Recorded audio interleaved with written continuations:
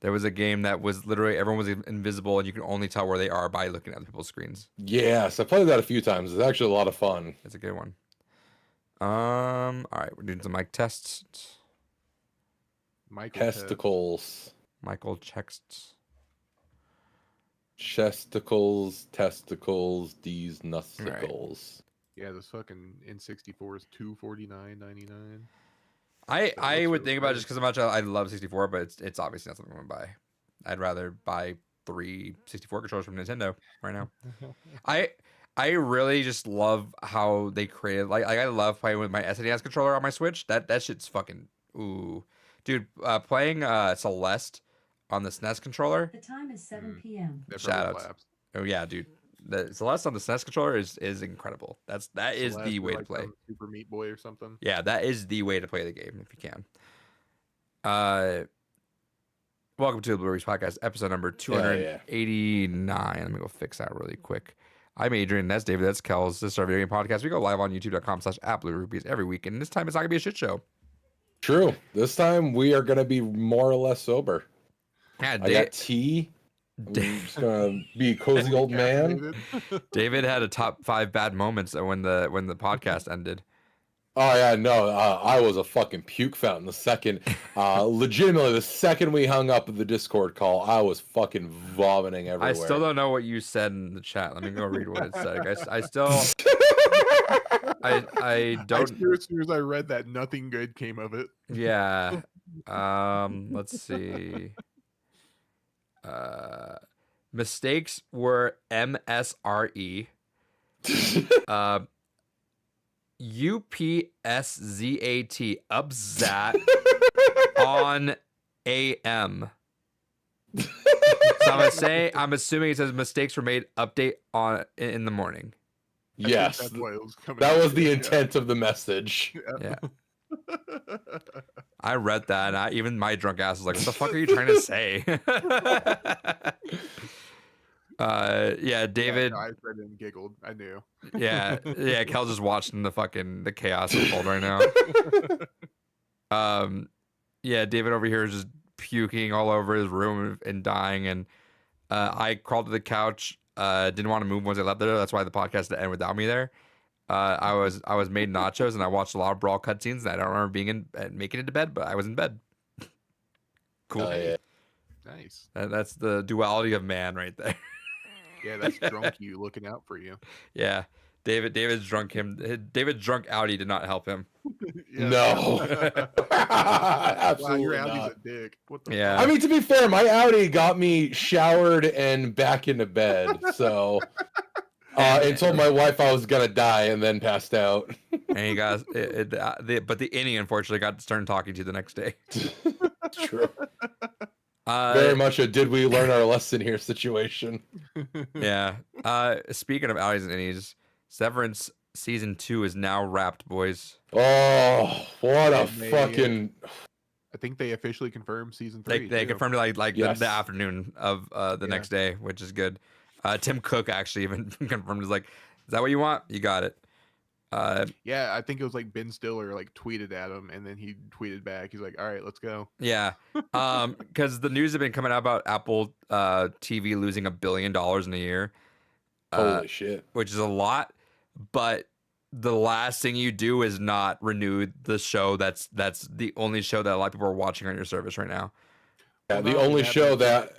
It's a drop in the bucket for Apple in general, because I think they make like $200 billion a year or something like that. Or something silly. I was contemplating that though, and I have a few theories as to why it's not popping off. Obviously, just the abundance of streaming services, but I also feel like Apple has 40,000 subscription services, and it's just hard to keep convincing people to add more to it.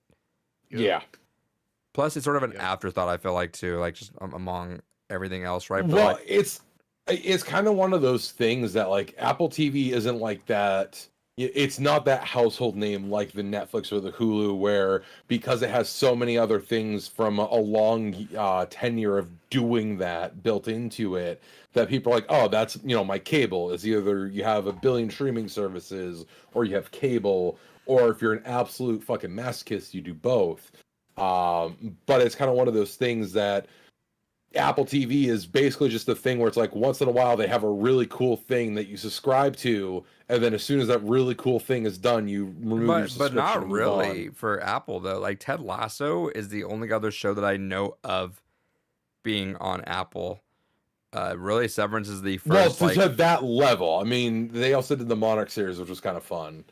Sure, Monarch, but that and then there's another one that was really good that had the lady from Dune and it has good Yes. shows. I'm not saying they're not there, but none of them have been like because you think like House of Dragons was a show that like was supposed to like pull you into that service, right?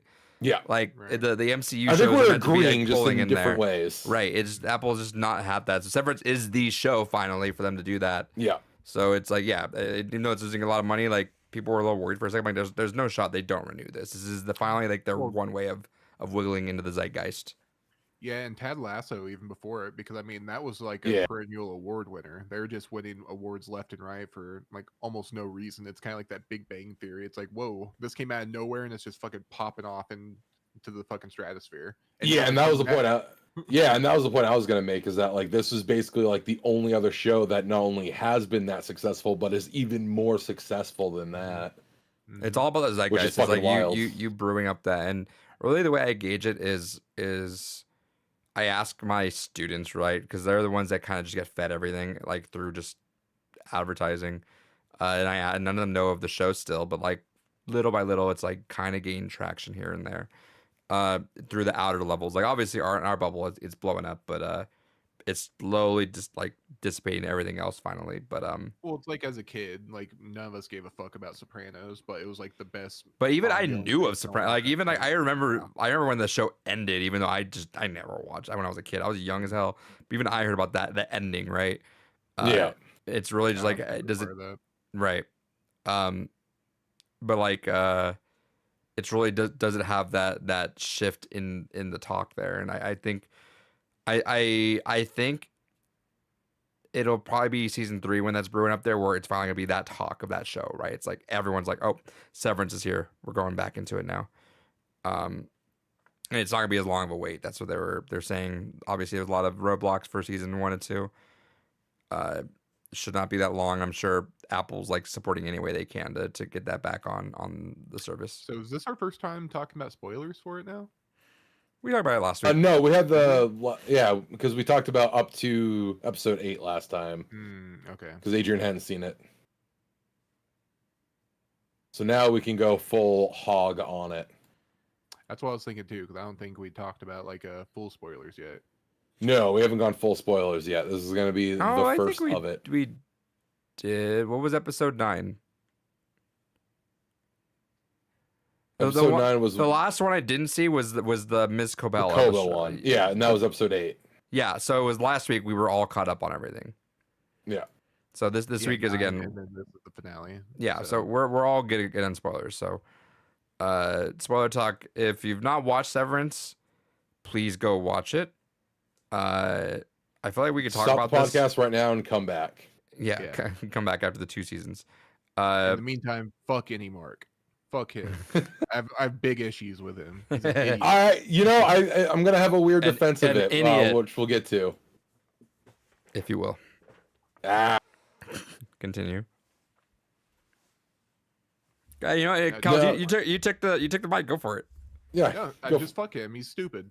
Dumb decision. Like I get it. He's like 2 years old or whatever. But yeah, it's no, still a it's not stupid even decision. that. There's no It's logic. not even. No. There is a logic. All right. There's no logic. You're stuck there in the is. place. The only here's- the only contingency is Helly.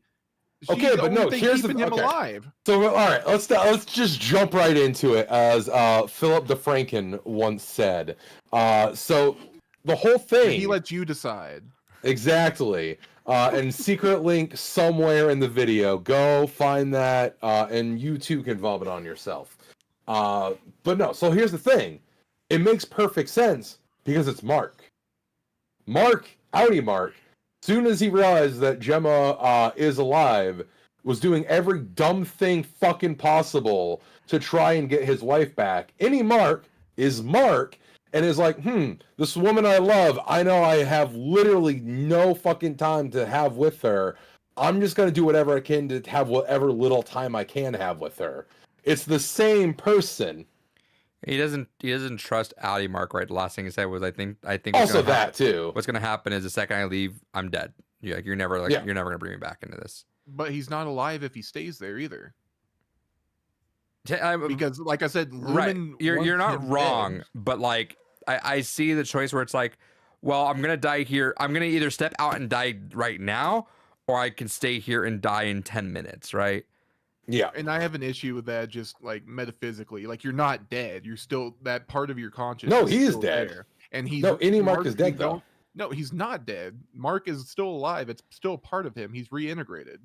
They have the same memories. He doesn't know what He's that starting- means, right? Though, like Yeah. they even said that too, which is fair, right? Because It's I think fair that he doesn't know what that means, but it doesn't make it any less stupid because well, the But line again, here's also no, the line here's also Devin the said thing. though, right? Was because Audi Mark's the same exact thing as Kels right now. He's a fucking idiot. He doesn't get it. Like I told him we're gonna reintegrate, and then but Devin's like, well, that's kind of bullshit, right? But that's also part of the thing. Again, Mark is a fucking idiot because if Mark had thought at all about this plan, he would have brought up Petey. Well, And he would have been also, like, "Hey, by the way, your inner work best friend came to me after he went through reintegration. Let me break down what that experience was like watching it firsthand." oh, so Petey's doing really good right now. Yeah, yeah, man, we'll talk to him tomorrow. Yeah. But Yeah, no, I agree. Audi Mark like explained the situation terribly. Like he could have. well, lied to he him, but he just was don't- also dismissing him a lot, which was unfortunate. Yeah, exactly. No, he could because again, Mark is a fucking idiot. But any Mark made the wrong choice. Is stupid. I It's want to really give a bad. shout outs to Dylan for showing in like the same episode how to actually deal with your innie and outie. Yeah, shout outs to Dylan for 2 season finales in a row, keeping Milchek locked out of Yeah. somewhere. I love that method But- too. but First off, fuck you. Yeah, dude, that was such a strong, poignant moment. Like it was such a nice juxtaposition of seeing like Mark argue with that, but then like you thought it was gonna happen with Dylan too. Like, oh, all these Indies and Outers are gonna start fighting, and then he started off there first. He's like, "Fuck you," and you're like, "Oh, here it Yeah. comes." But it was like a really wholesome and sweet moment where he's like, "Yeah, I get we that. are the same person, but like, it's really self-assuring to me knowing that I have that version of me somewhere in me that's a real badass." And then what does he do later on in the episode? He's another badass again, dude. He's like, all right, fuck it, let's hold the line here again. Dear Any Dylan, after further consideration, it's not cucking if it's still myself, so it's okay. Right. Have at it. Yeah, that was a super sweet moment though. I thought that really caught me off guard the way it played out. I thought it was not going to go that way, but it was a really really good moment, really good payoff on Yeah. that. And I've seen a lot of people like before the season was fully out, like there are people I guess that'd seen it and they're talking about just like vaguely what happened. And they said like overall they didn't like Dylan's arc like throughout the season. And like I don't know like what the fuck those people were on because I feel like it was really solid. Like No, it seemed that was one of the most satisfying like character arcs for me in a long time. Just to Yeah. have it yeah. culminate to that where he didn't check the boxes either, which I thought was amazing. He was like, no, I didn't. Yes or no, do what you want. I would love if you did this, but do whatever you want. Like that was really poignant. Agreed. Right. And that wasn't even like he didn't even have to like beg to like his emotions or anything like that.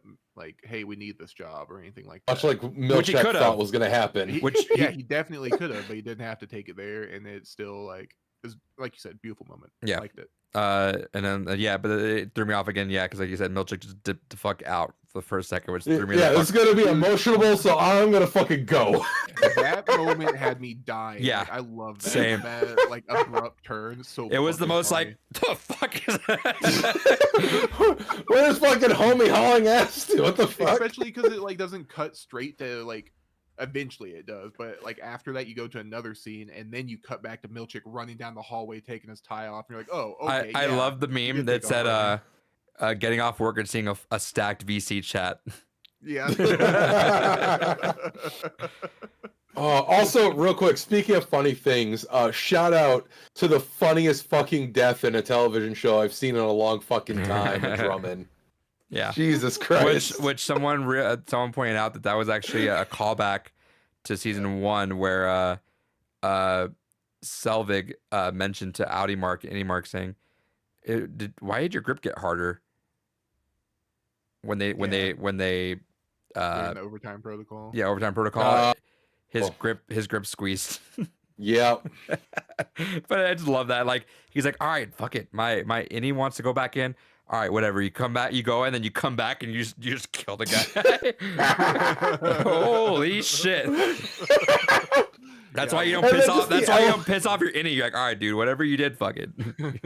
And just the elevator smashing into his fucking legs at the end. It's just so fucking poetic. Yeah, and because like also he's never seen the Severance floor, and he doesn't know who I don't think he knows who Drummond is. No. probably. No. But there's Or this doesn't have, hulking motherfucker, and you had him at gunpoint with blood already all over you. You know, it's like you're like, my innie's a fucking badass, dude.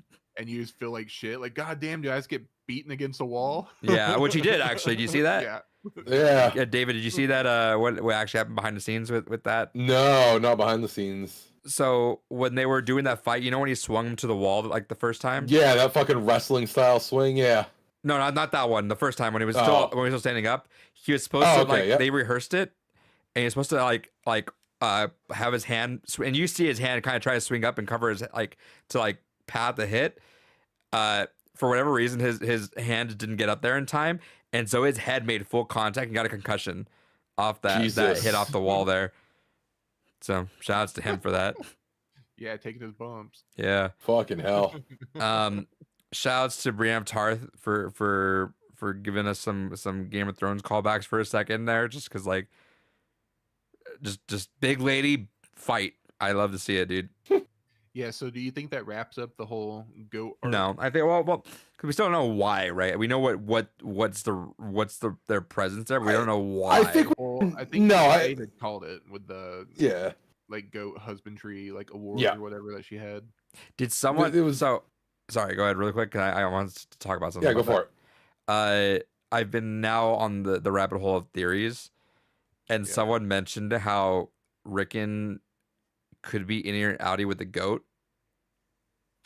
Yeah, I've seen that one too because also in that portrait of Mark completing Cold Harbor, Rickon's in it with all of his friends from the party. Which Yeah, have you that's noticed? so weird. Well, have you noticed? Because right, the names. Did you get that part about the names too? So Rickon, Rick N, Patton, Pat N, and then the big one was that fucking girl named Rebecca, which that's not a real name, right? But it could be Rebecca, Rebecca A. So thinking that it's like because they're also really weird, right? We think it's fun, like it's funny looking back at that, but all of them are really fucking weird. But it could they said that that's because they could just have a really weird reintegration or past severance with themselves that got them to be like acting childish, right? Like their innies are, which are like 2 or 3 years old, right? Because some of the ways they react are just so fucking weird. Yeah, there's definitely something weird with Rickon because the wife and I were talking about this. It's fucking weird that when you like really break it down, the fact that they seem very affluent and like they outright say he writes shitty books that no one actually gives a fuck about. Have you So listened where's to all his this book? money coming from? Have you listened to the book? Because they have the first 8 chapters of the UUR on for a free. No, audiobook. because it's only on Apple. I'm sure you can find it services. other places. No, that's one of the few DRMs that's actually a really major pain in the ass to crack. Interesting. And they Well, only sell it on Apple services, and I refuse free. to do that. It's free on Yes, on but Apple. I still refuse to do that. How are you? Is that where you're at right now? For Severance, are you on the high seas for Severance, or do you have an actual subscription? What do you think? That's what I'm saying. Because it's just a free book. You don't have to actually buy anything with anything. It's like Yeah, I know, but that still involves dealing with Apple services. Fair. That is the problem. That is the full stop. I will say. So I did the audiobook you listen to is like an hour long. So me and the girlfriend listened to it on a mini road trip we had this past weekend. And it's a lot of it is those kind of issues where it's like he's really bizarre. He mentions that he was an orphan because his parents got arrested for something. So it kind of tracks with something like what's her name? What's the girl's name in the show? The new manager. Huang. Yeah. Huang? Yeah. Yeah. It tracks that a kid was brought into that, you know. Mhm. But just the way they act too, the way I guess they were talking about how much they really like hiking and stuff. It all really like translates to a lot of things a goat would like to do. Right. Um, And I think like even in those scenes at their house at the book reading, like there's like they're doing weird shit. Like one's like eating like a clump of grass or some shit. that when the time contingency happened, he actually started stuttering and saying like you're a hamburger waiter or something like that. Like that got weird. And then it also tracks, right? Because all the innies read the book and were like Mark was enamored with them, Right. and They thought it was all so those cool friends and around there. insightful. Yeah, all his friends around there were also enamored with it. So like it tracks that like there's something weird. Like there's gonna be something weird that's gonna be a revelation about him later on. But I'm just waiting for it to be a thing like, oh, surprise, actually like half the population is already severed. They just haven't been like engaged or something. right, which because we're in a whole fictional city right now. Hmm. Or the alternative I'd be okay with. He's just weird. He's just really It's- weird. I think it's just weird because again, movie. we talked about this last week. Actually, the goats were meant to just be a throwaway thing, so they didn't even really intend for it to be beyond that initial episode they were shown. And then so many people were making theories like, "All right, let's fuck with people a bit." Yeah, at this point, I don't believe anything. I this is one of those shows that you can theorize really weird shit and connect it yourself, which I'm gonna have fun with. You know, before the show end up wrapping and answering most of, if not all that. I think it's been one of those shows that does not answer everything, which is good. But it's fun for a night now where there's so many just open ends. Just have fun with it and get weird with the theories. But that one that Rickon and all of his friends also, because again, Rickon is a really weird name to have in general. But like Rick N, Mark S, you know, all that just kind of tracks with. I also keep seeing the one where people think he's an Egan. Rickon. Yeah, Unfortunate. it would explain where the money comes from. But Yeah. I mean, outside of that, like you said, it is very weird. They have like a amazing house, Right. And meanwhile, that- Mark's living in that's- like a townhome. There's And especially where for someone who's so wrapped up with his vision of how things should be, he seems very keen to just like let Lumen do whatever they want with his words, so long as he gets some money out of it. Right. Which makes me think, if nothing else, that's at least not his first dealing with them. there was that theory about Miss Cobell is Mark's mom. Yeah. Because Devin wouldn't recognize that either. Well, there, Right. yeah, Well, it could be like an know. orphan thing. yeah. Because what was it that That seems 'cause- contrived though. 'cause- they write that 'cause- in somehow. because James, they're saying that James impregnated Miss Cobell when she was young. They gave her away the kid. But it tracks, right? Because she makes that weird line like "I care about you" when Innie Mark was trying to leave, and it's like that's a little weird of a line to say "I care about you" like that. It's in retrospect, because that was her important test subject. Yeah, that's what I was thinking too. Like there's a bunch of double and like innuendos here and like double entendres. I feel like Yeah, where it could definitely go one way, but I think it's meant for this way. You know. sure. But yeah, there's a couple. Kind of like how. Oh, No, you're good. You're good. I was gonna say, kind of like how they had to clarify that was indeed Helly R at the end Yeah, of the that was series. stupid. That was a dumb one, I think, because it's like no shot they're gonna get through something like that, like a twist, and go back to it right away. No, that's They also never explained what the fuck it was that was following Mark in the first episode. yeah. They did not, and they I guess looking at the credits, it was the same as the shadow mark from Woes Hollow. I think that's something they should explore more. That shit's fucking spooky. Right, and I'm sure we'll probably get a little more of that, but that was Backroom shit. right. That was definitely a really cool moment because like yeah, I want to go back to that. Yeah, there's definitely more thing which is upset the Zoomer brain crowds. I feel like, and that's why there's people that are upset with the show. Welcome to sci-fi shows. We can't just close up all these ropes when we're in the middle of a series. Like it's not a series finale, y'all. Like chill. Also, you but gotta they're gonna get be the pissed when the characters. series finale happens. It's gonna be the same thing. You're gonna get most of it, not all of it's gonna be answered, which is perfect. Right. And I mean, that's just one of those things. It just has to. You can't please everyone. You just have to write what you think's for the best and let it sit. I mean, like, not everyone's happy with Sopranos finale, but I still think it's one of the best. It was so. I have not seen The Sopranos, but like I know of it. Like I know of.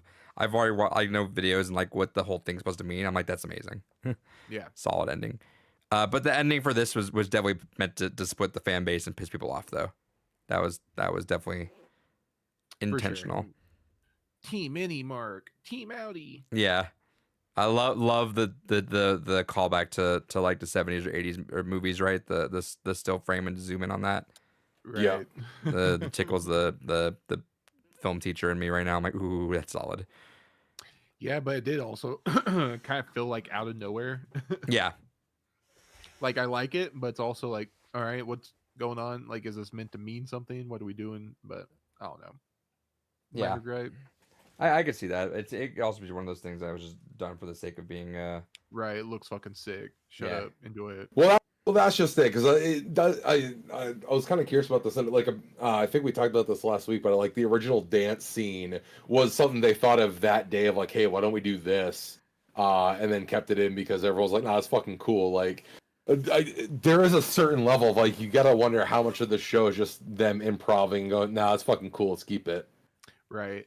I seen also Milchek, something Trimmel, the actor for it. He was in a marching band in high school, and his marching band shit. Yeah, the colors were the same as the Lumen colors too.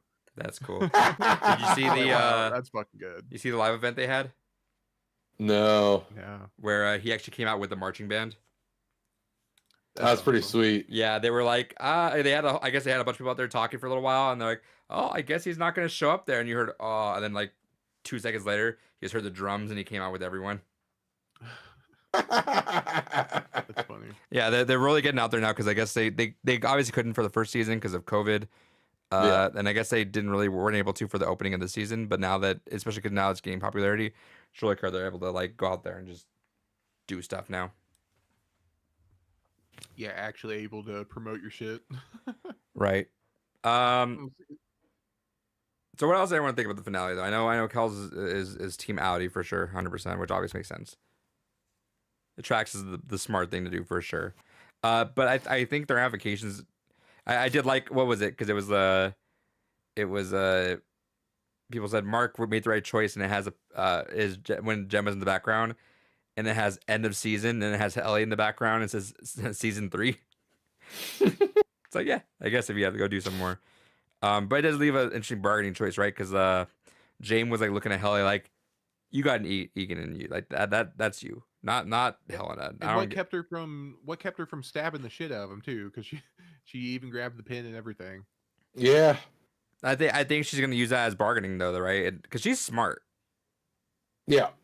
She knows that because she is as an Audi and Egan, as long as she doesn't do anything too drastic, she's basically protected.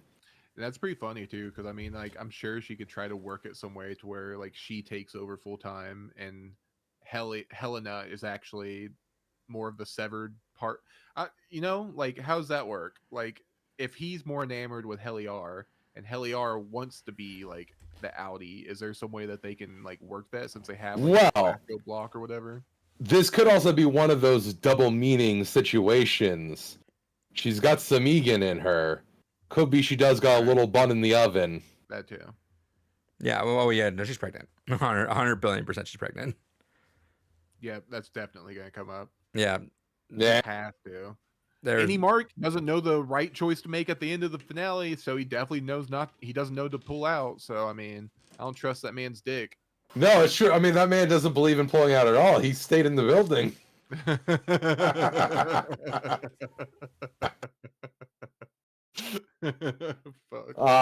But no, I think it definitely is one of those things that I could see that happening if they play it, surface level initially, and they don't act like she's fucking preggers. I think that could be a situation where they do see more of the ruthlessness and the animosity that they would expect out of an Egan in Helly, and basically kind of almost do like a reverse Severance where they do make her brain take over the conscious, because here's the other key thing that we don't really know yet is who the other 3 are working on. right. And that's so funny too, because that was whole any Mark's thing is like, no, if you get what you want, I die. But now Mark has the opportunity, or any Mark has the opportunity to do like the reverse. Right, but yeah, he's a bargaining chip now though. Like Helly's Yeah. like, all right, well, I'm not doing a single thing you do if you kill him. Yep, that too. Um, I want to talk about. I know we kind of talked about it, but I didn't want to talk about it because I thought it was super cool. I love. There's so many possibilities of what to do with this show, right? And we're going those ways. Like, right? It's like, is it your kid? Is it not your kid? Is it like that? You know, like, but I love actually having the conversation in real time, right? Where it's like, walk outside, record it, walk inside, record that. Like, Oh, that was such great fucking. and the cinematography was amazing. Goddamn. The way it would keep blending in from like showing the screen to like showing the actual footage on there, and amazing way of going about it. Like I thought that was super fun to finally have that again. Is that I feel like there's so many times in the show I'm like, that's a really good idea. I like they're doing this. That and all the colors like coordinated, because I guess like the colors of any like the inside on the severed floor is like blue and outside Yeah. is red, so they kind of have like that same the color coding there. Right. It just all connects. Like everything makes sense. Like it's all there for a reason. Right. Especially to build up to that final, just that fucking hard line of, if you want to see your fucking wife again, don't walk through that goddamn door again. It's sick transition, dude. One of the sickest transitions. Right, just right back to the severed floor. Yeah. Right to action. And dude, that fucking Kier statue, that shit Yeah. was crazy. Argue and Milchick drew statue. Jesus Christ.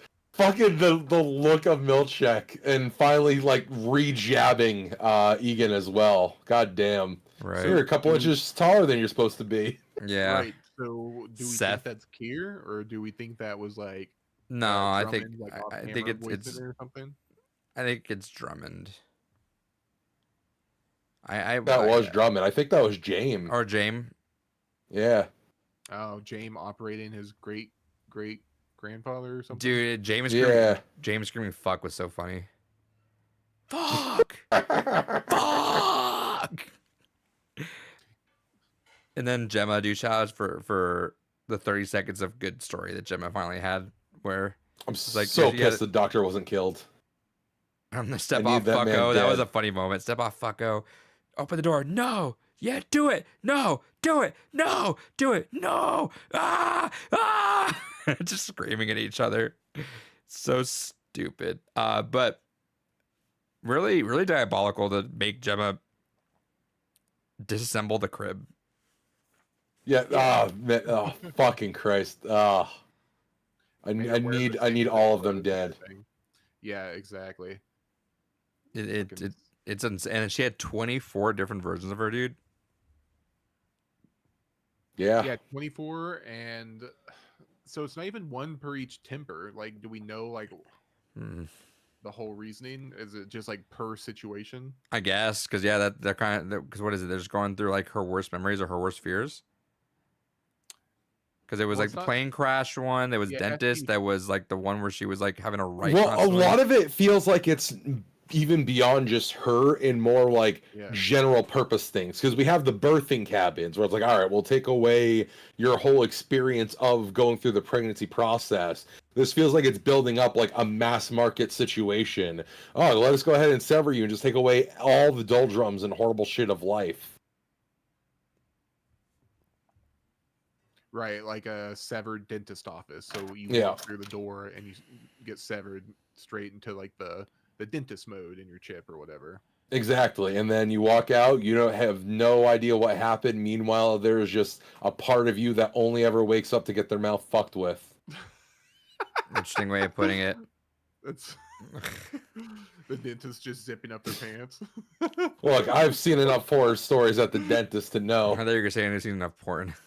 But what was the plane one just then at that point?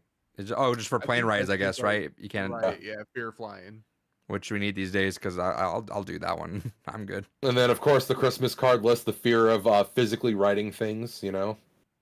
Yeah, and I think there was like a line in there where she was talking about having to write like a letter to someone, like how she was really regretting, like in the flashback sequences. Yeah. It's like, oh, okay. that's actually one that she might have. But then what's his name was also fucking freaky and weird, right? He was like, I need that man dead. Yeah, I think he's just being super extra, like they're saying. They're like, yeah, you have too much of an attachment when he doesn't need to be there doing all that. but he can, right? Because he can get away with it. Right, Because exactly. he's the one administering everything. No, I need his head on a spike. Where Yeah. let's put ourselves in the writers' room really quick. What's a situation that we go with this kind of story? Because that's kind of what happens. I feel like you go to the writers' room and like, what are some weird curveballs you can do with this story, and how can we make it happen? What do we do with that? Is it like someone's gonna get really fucked up with some trauma, and you're gonna wonder, can we sever that off? Well, the whole thing is the transference of the like Egan lineage, right? Yeah. Like I think the whole thing is like everyone's been saying Kier's still alive, his consciousness is stored away, and they're trying to get him into a new body, or Jaime is already Kier, and like they said, his revolving.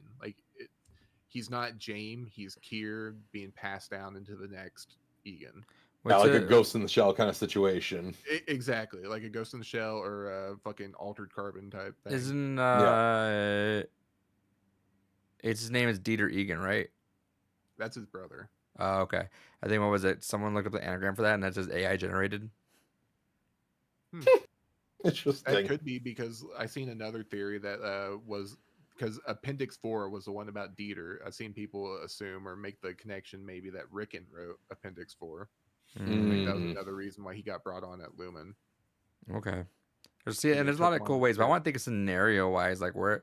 what's something that's gonna get curveballed into like the show that we could like, you know what I mean? Like again, like the camera, like how can we have them talk? Let's have a house out here where they can just go back and forth and talk. Like, is there anything cool that we can probably see happening in the show at some point to play with? Yeah, this? more waffle parties. We need the origin of the waffle party. They hinted at it in that last episode too. Yeah, they had the fucking fold-out The waffles. fold-out- Right. You're gonna have a fun surprise later.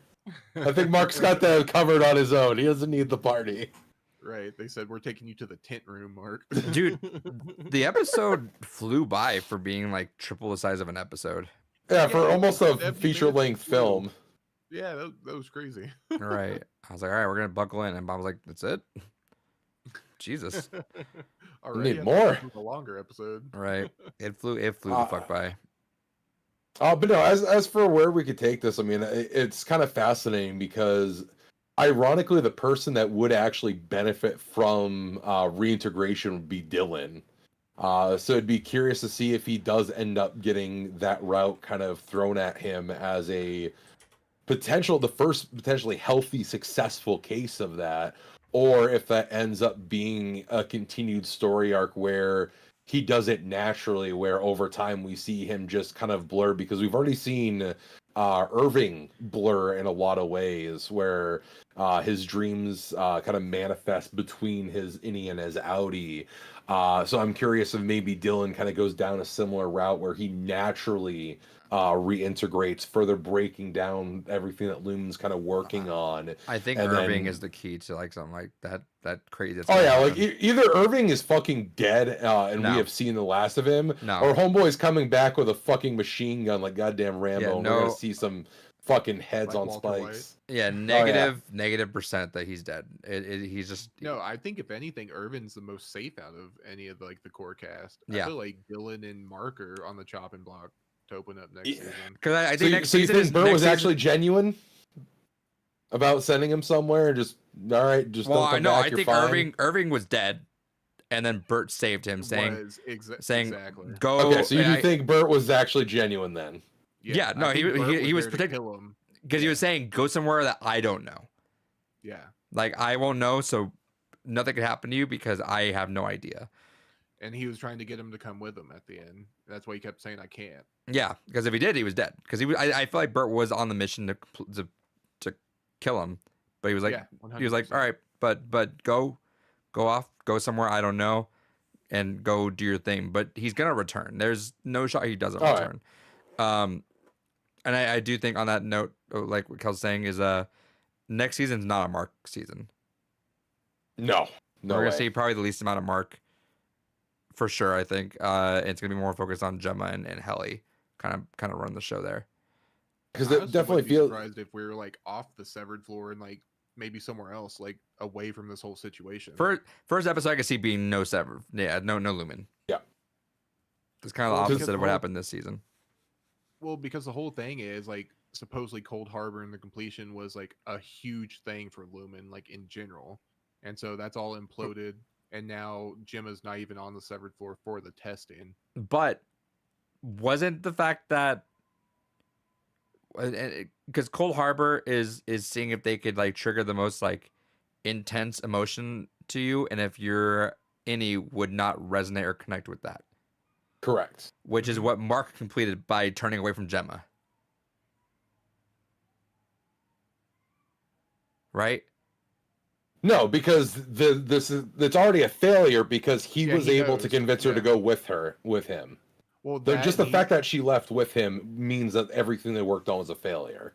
Well, not only that, but he knows, like, he's not blind to the situation. He's making the conscious choice that he wants this way. He doesn't care about he knows that his Audi likes or is in love with. He's completely divorced from his Audi. Right, but he's basically like, I promise to get you out, go. Isn't that the part?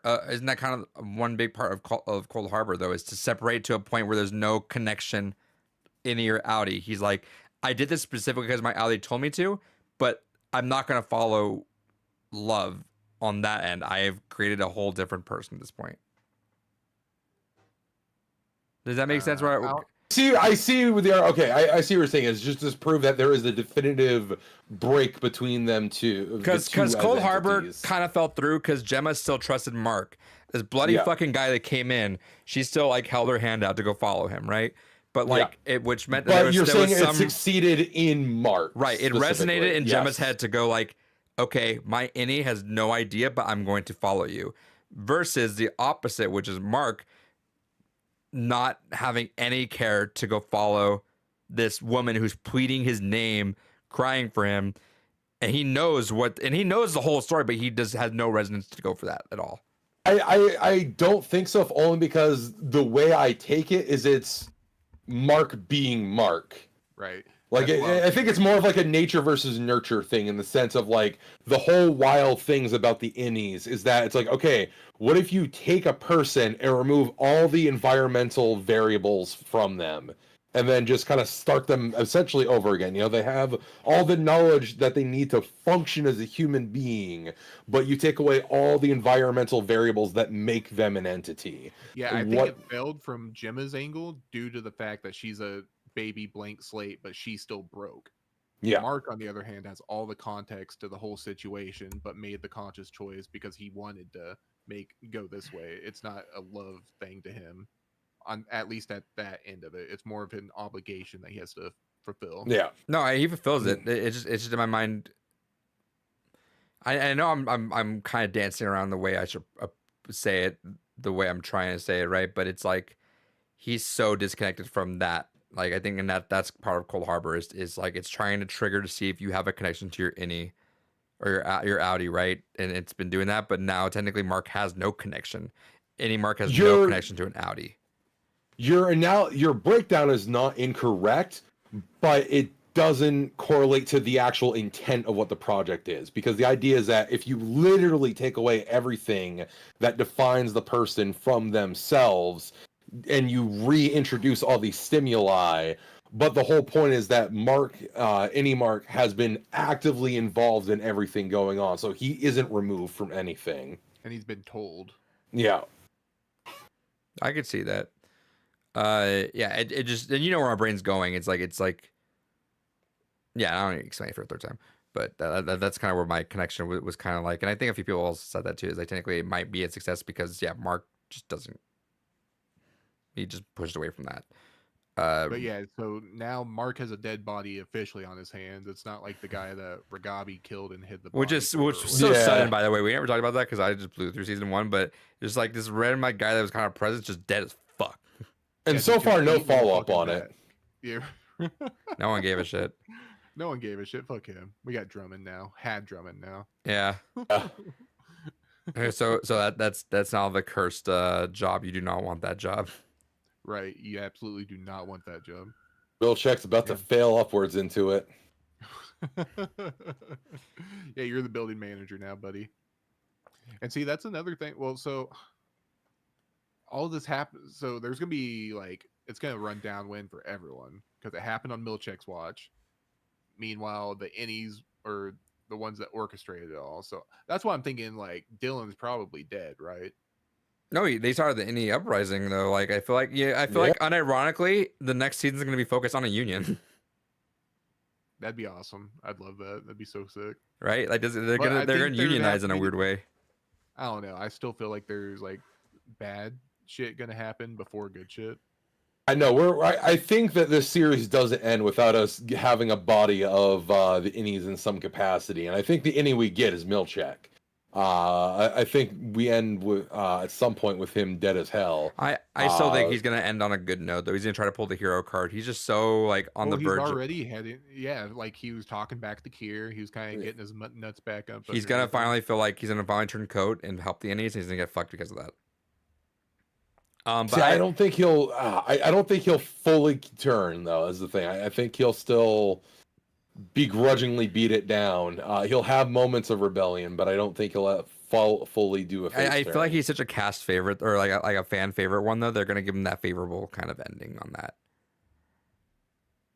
He's gonna do something heroic and then get stabbed in the back. 100 billion%. That's why like I just feel that in my soul with that character. That's just kind of what they're built for. But also in terms of whether or not like Dylan's dead or something, you can't really kill them though, right? Like at that point, that's when all the flags really get raised on Lumen, right? It's like, oh, we had a worker died from that, and it's already like there was some weird stuff about supposedly they PD, may right? have already had. Yeah, that's happened.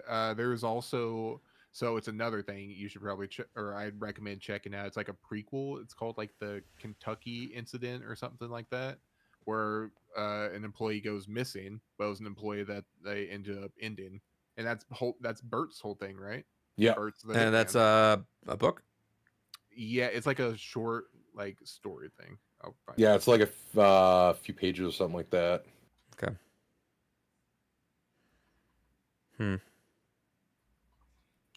Yeah, and I think that was Bert's whole thing, right? He was like the hitman for it. He'd take him out in the middle of nowhere, sever, shoot him, come back. That's how they were able to. That's how they rationalized it in their mind. Remember the whole soul, if he'd make it to heaven or whatnot, because he did bad things. Okay. Again, see, there's so many cool ways to go about like how you do things with that.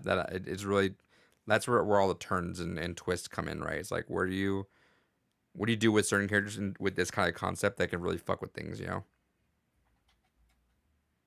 Right, exactly.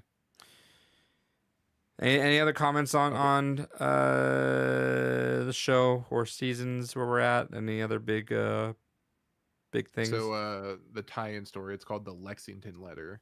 And is it on Apple? I just presume I just read it that way. I think it's on Apple Books. Yeah, it's frustratingly. It's free too. Okay. I think I remember that happening. And it's all canon. It's written by the show creators, writers. Okay. The Lexington. Okay. I really wish they would put their shit on other fucking platforms. Then you wouldn't go get it. No, I would.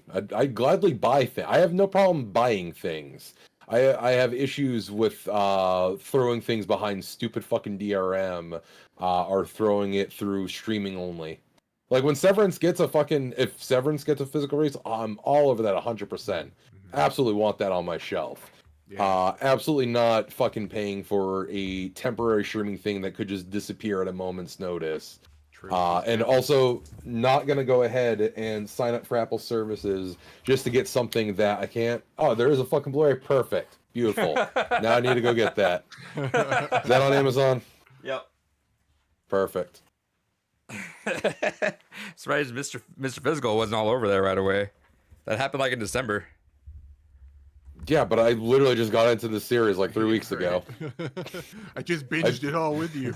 Quite literally just binged it. Yeah, well, I don't care. I found out before you, and I'm I'm not Mr. Physical as much as you are. Because that's something I thought of right away too. Unfortunately, it's not the best like release. Apple's probably gonna cuck us out of a 4K just because they want to keep their services up there. There's not too many of the save that for streaming. Right. They're not gonna really do like a lot of behind the scenes stuff, but again, it's just something good to have on the shelf.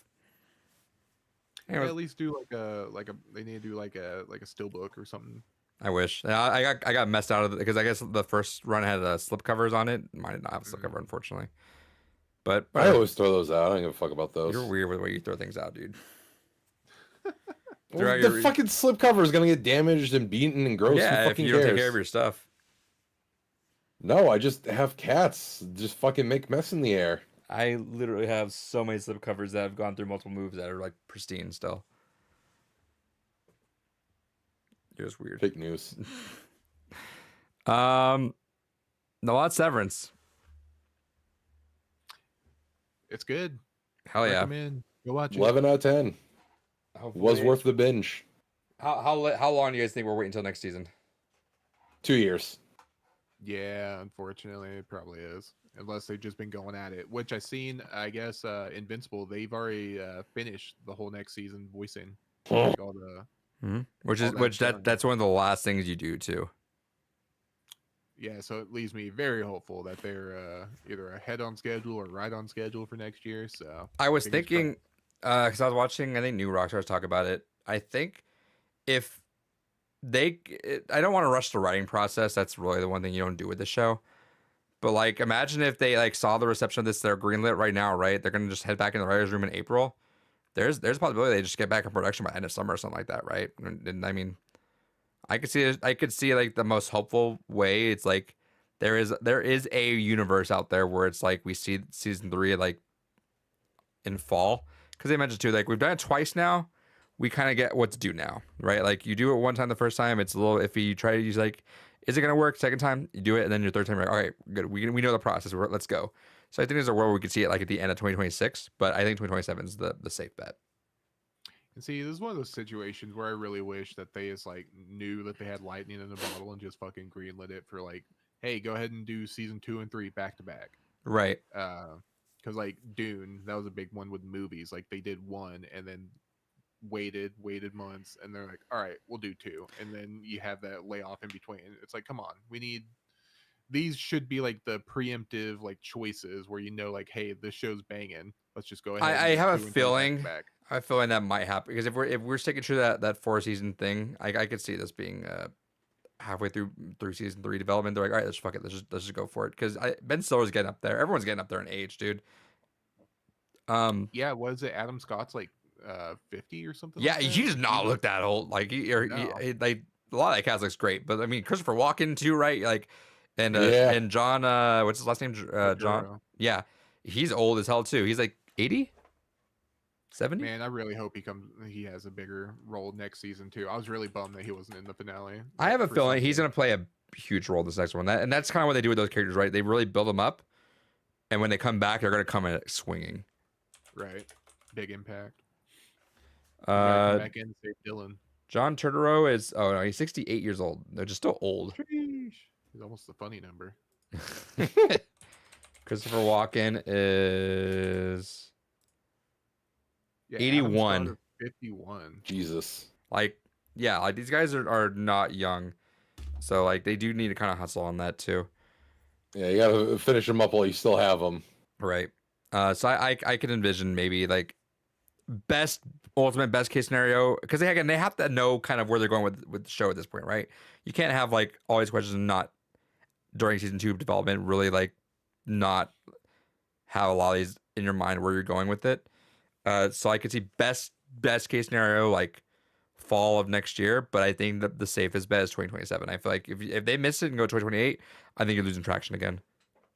You can't. Yeah, they can't take 3 years in between. That's No. rough. And they've been joking so much about that. Like I was watching or listening to a podcast. They're like, yeah, we'll get it done. And Ben was like, I promise it'll be done before 2038.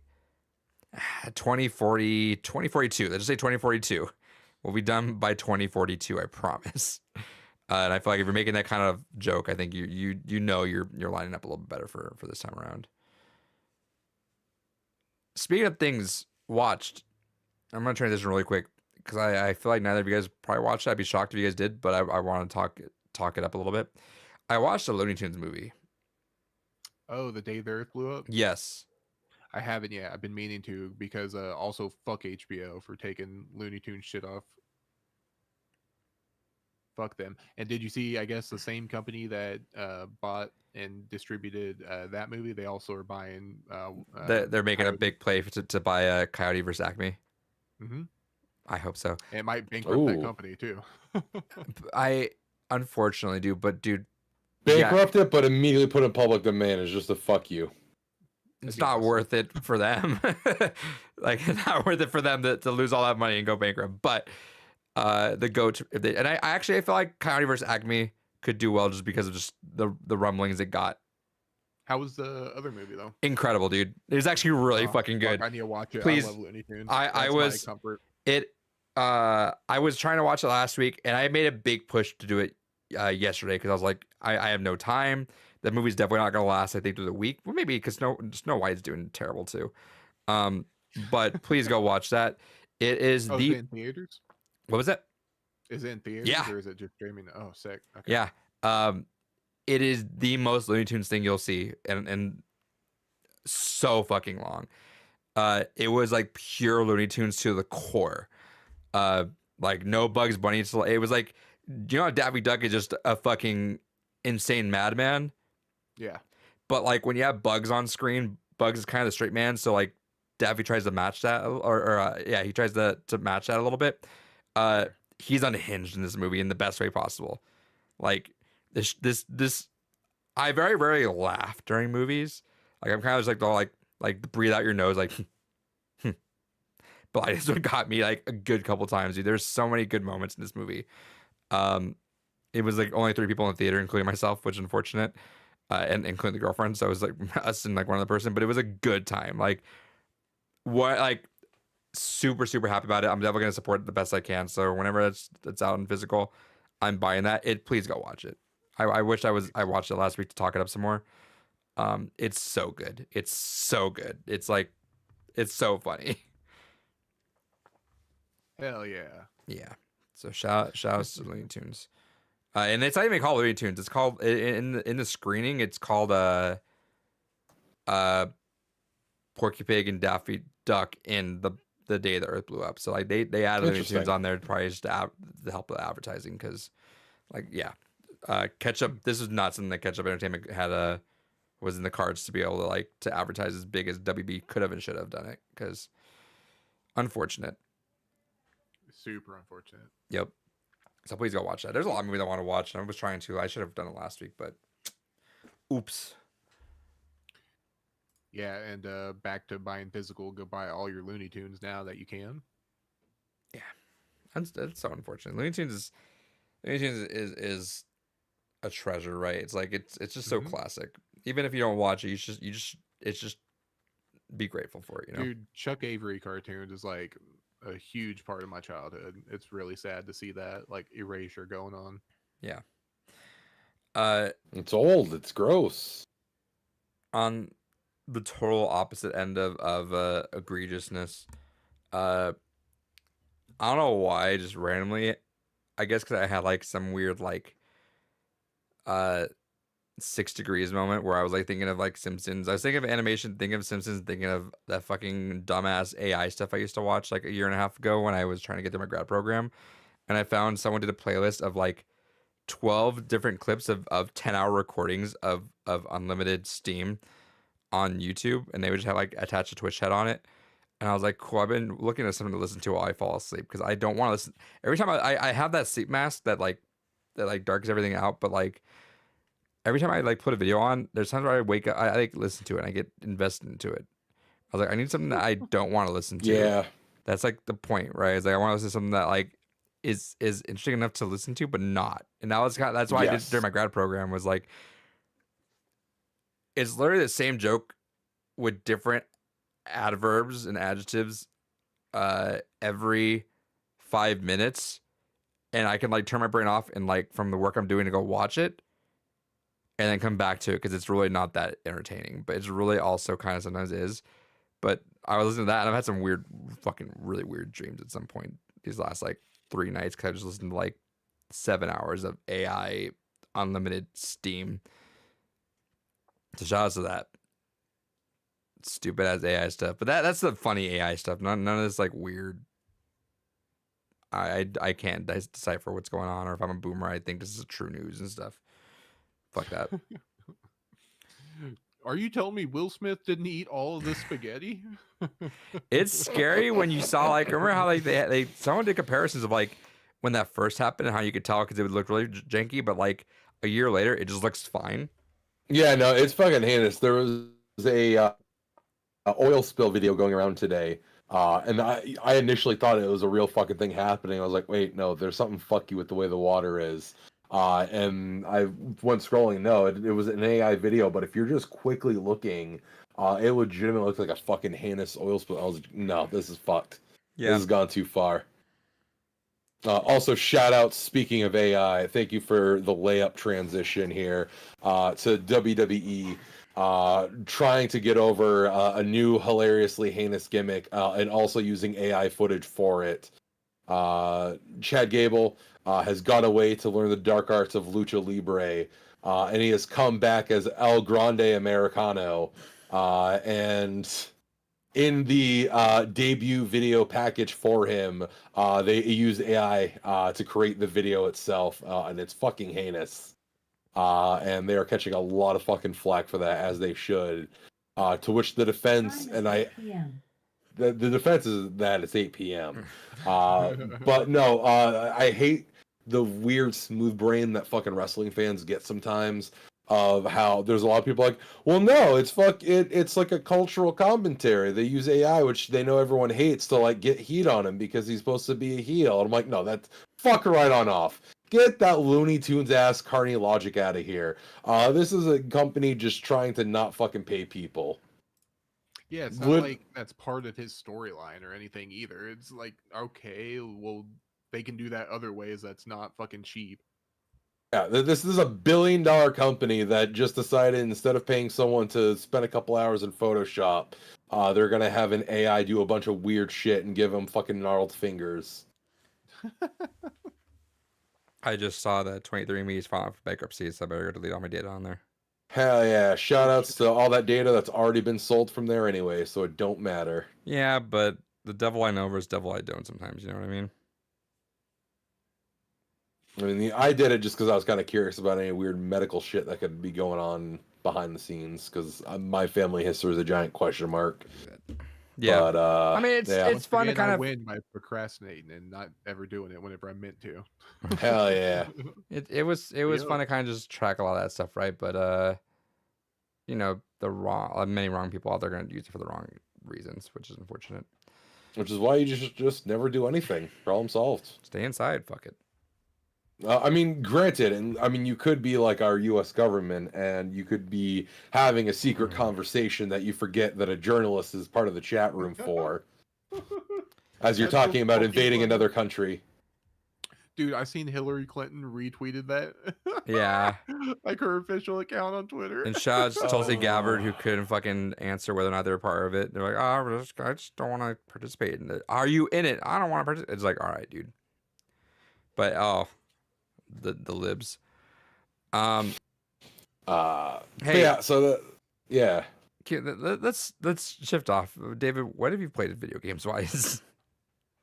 We've diverted so off of video games now. I kind of want to shift back. Let's go back. All right. So we're gonna do what we bought first. Or sure, we can do what we bought, because right. I know you didn't do that last week. All right, yeah, because I got shit. I got Shiren the Wanderer 2 for Super Nintendo. I got fucking a physical copy of Rift. My favorite MMO for like the year, what was it? Fucking 2007, I think. I enjoyed it a lot that year. And then never went back to it. I didn't pick up my floor, by the way, really quick. I forgot to say. This is how David looked. Just Toad passed out. So David looked last week, just passed out, just looking up at the sky for God to come down and help. Oh man! And then I got 2 of the PS2 fighting games for Zatch Bell. No. I'm only missing one of them now. Very underrated series. I wish that series would make a comeback one day. Like anime or like the game? The anime, honestly. I mean, Zatch Bell is a fucking banger. Yeah, I remember it like faintly. I just remember wasn't it on Toonami or it was one of those? Yes. Yeah. Also, I'm going to go on a slight tangent here. We're going to go chronologically confused because this is fascinating to, I know, only me, but I find this fascinating, so I must talk about this. All right. So I got 2 copies of some RPG Maker games for the PS2. But here's where we're getting some weird shit with this. All right. So we have, if you just look at the label, this is RPG Maker 5. This is RPG Maker. This is technically the 12th RPG Maker game they did, and released in the US as RPG Maker 2. This is like the 16th RPG Maker game they did, and was released in the US as RPG Maker 3. So if you're fucking just, for whatever reason, looking at these, RPG Maker just by itself, 16th game overall, released in the US as 3. RPG Maker 5, 12th game overall, released as 2 in the West. Fucking weird. I don't know why they did that. It's fascinating. That's drunk David math right there. That is definitely some fucking Steiner math, is what that is. But yeah, just a fascinating thing that I know, like, literally only I care about. But that is my chronologically confused. Thank you for coming to my tech Yeah, talk. when they were making this, we're gonna really confuse some dumbass American right now. Oh, they're gonna hate this shit. Hell yeah. 30 years All right. later, David's like, "Wah." All right, what'd you clowns buy? Kels, Nothing for me. I spent way too much on cards. hell yeah. Hell yeah. I got this a while back. I forgot to show this off all the time. Saw this bag online. I was like, I'm buying the fuck out of that bag. Did you see what happened to them just recently? They were bought out. No, by who? It'd be an NFT company now. Hell yeah. They were bought out by I forget what the name of the company was, but they bought them out in the intention they're trying to do like VR like concert experiences with them. Huh. I guess. Interesting. And I think that like literally happened today. Oh, that's a collector's bag then. Yeah, I saw that. And I'm like, yeah, I'm buying that. That's an amazing bag. Yeah, 13 hours ago, $200 million acquisition. Damn. Yeah, tech company Infinite Reality. They're trying to turn the streaming service into a social and interactive music platform. Interesting. I mean, I think it's too late for an idea like that to really pop off, honestly. Yeah, well, Napster doing Napster things again.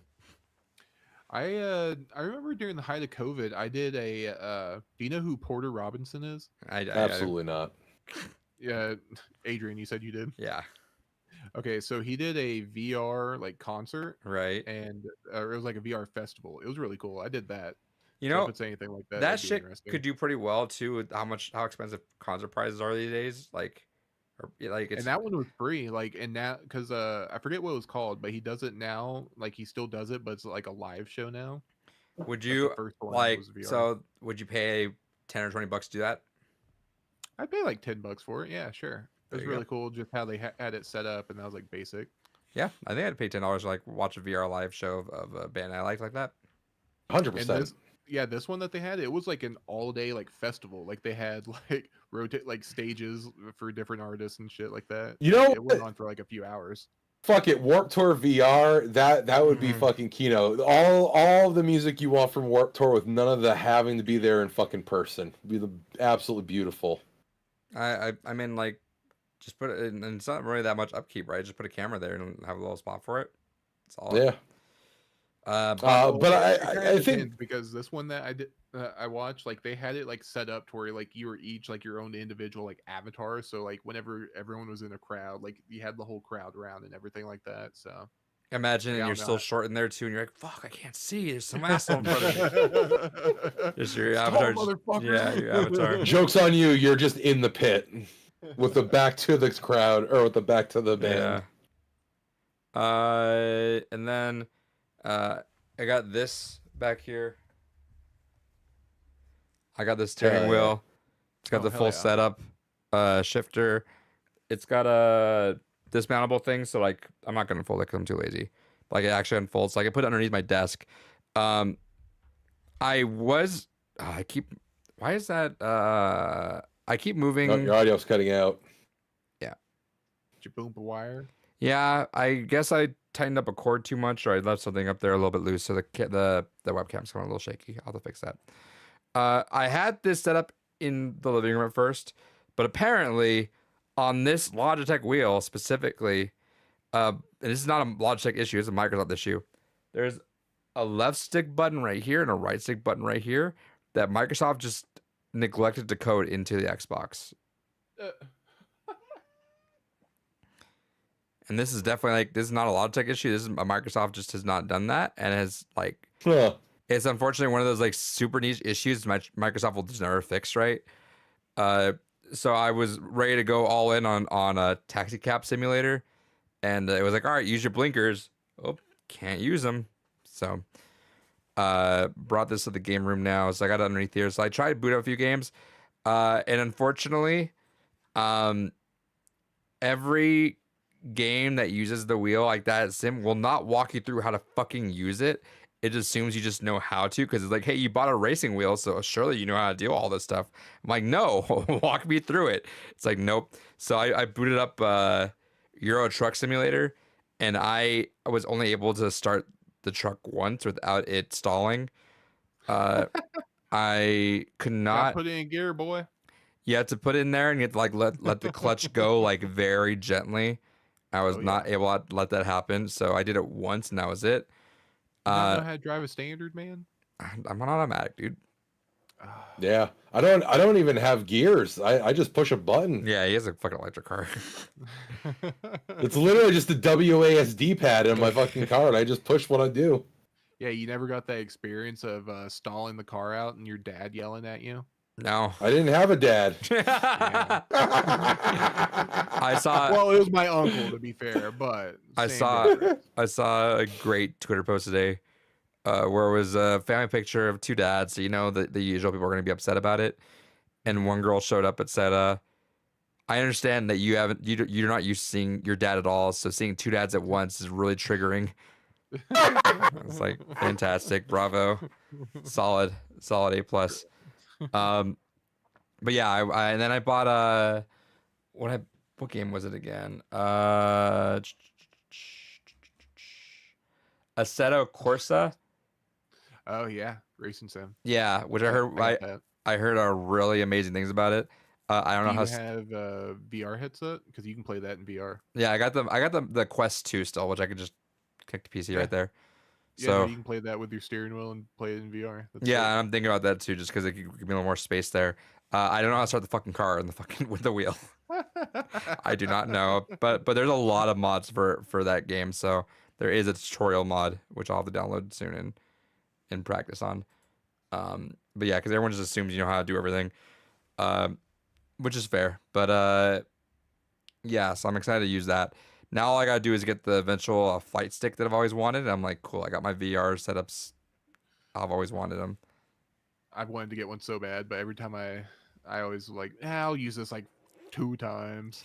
I've gone to the checkout process of it. Like whenever I see like a War 4 deal where I'm like, ooh, that's not a bad price, I'll get the checkout process. I'm like, I'm not gonna use this.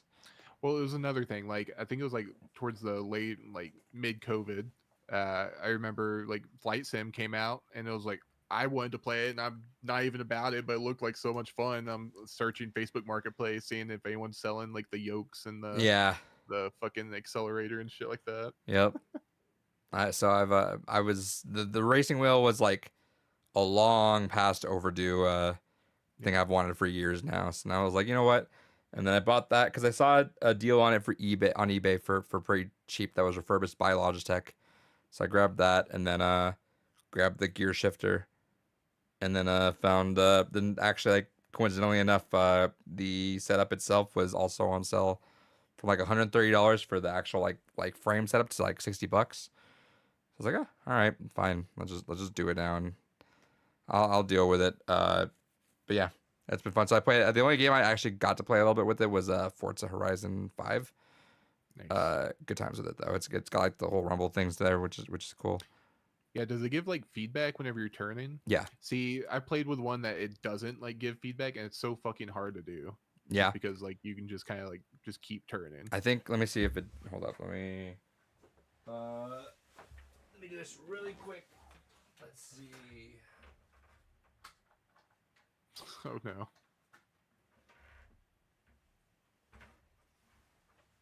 We'll never see him again. No, he's gone. Did it do it? It done did it. You gotta do it this way. Oh, it's because it's plugged in here. Hold on. Now I know. Now I know. Hold up. Okay, so we're gonna Motherfuckers. do that there. That's what I get for asking. We're gonna plug in, and then let's see. Let's turn this back on. Okay, one more time. Once Also, I more found out. with Okay. feeling. Let's see. If it shows. Okay, it's blinking. And then. Is it gonna.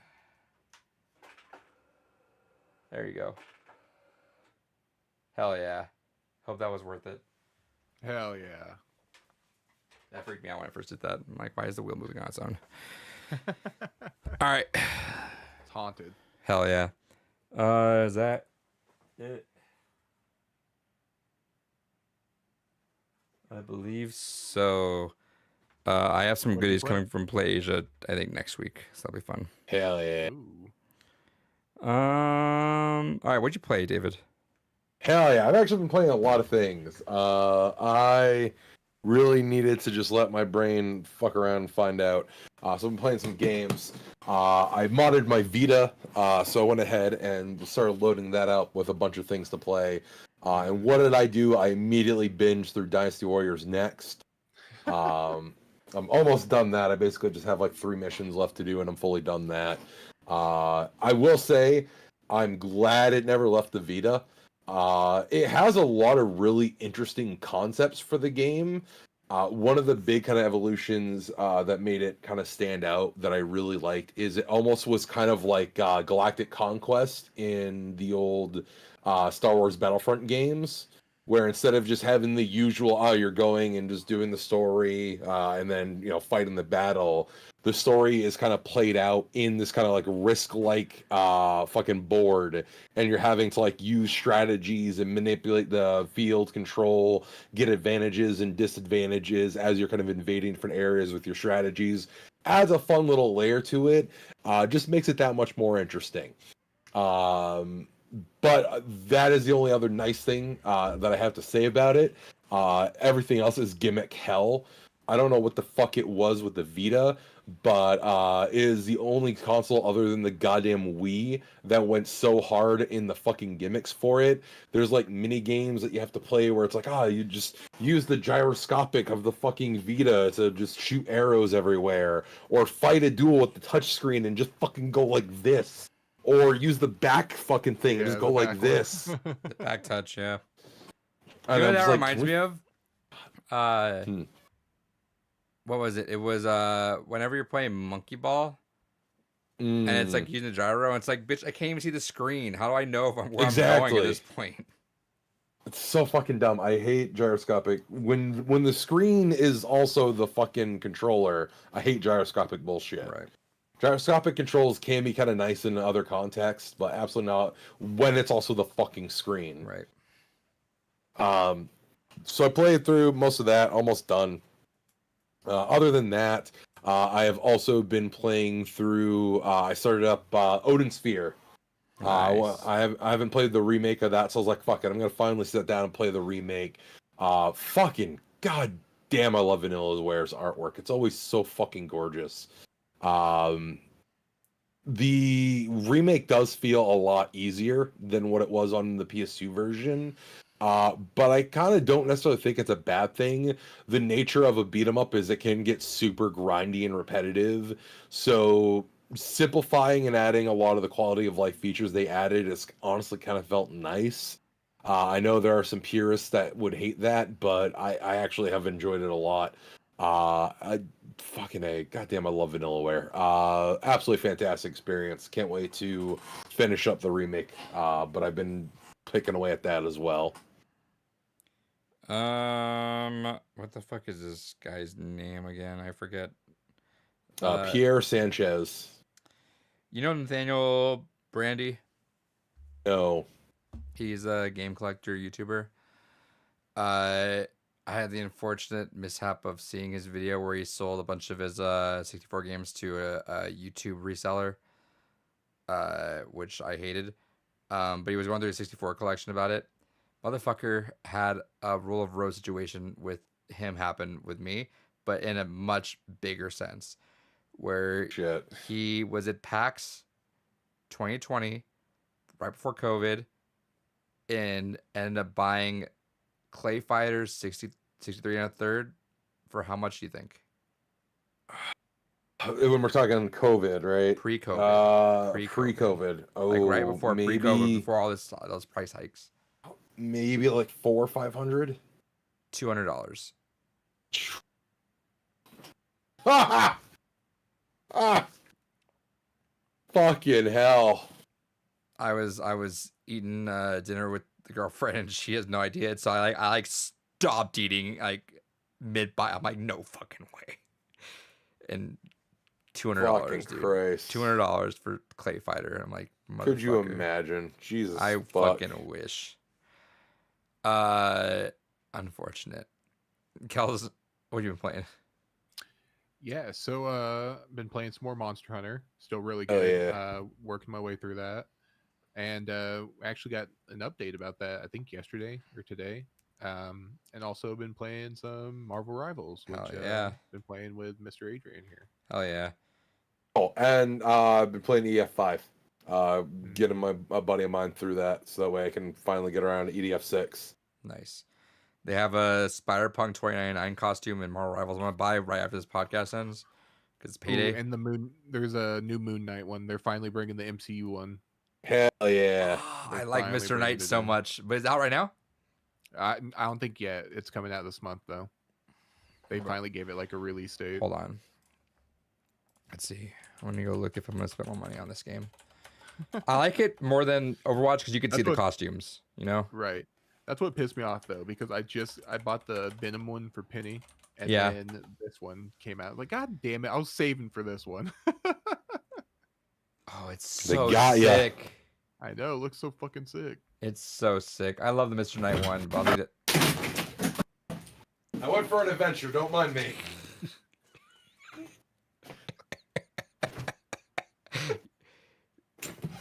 David is sober, by the way. Hell yeah. No, it's Cruel that tea. irony. There's that goddamn tea.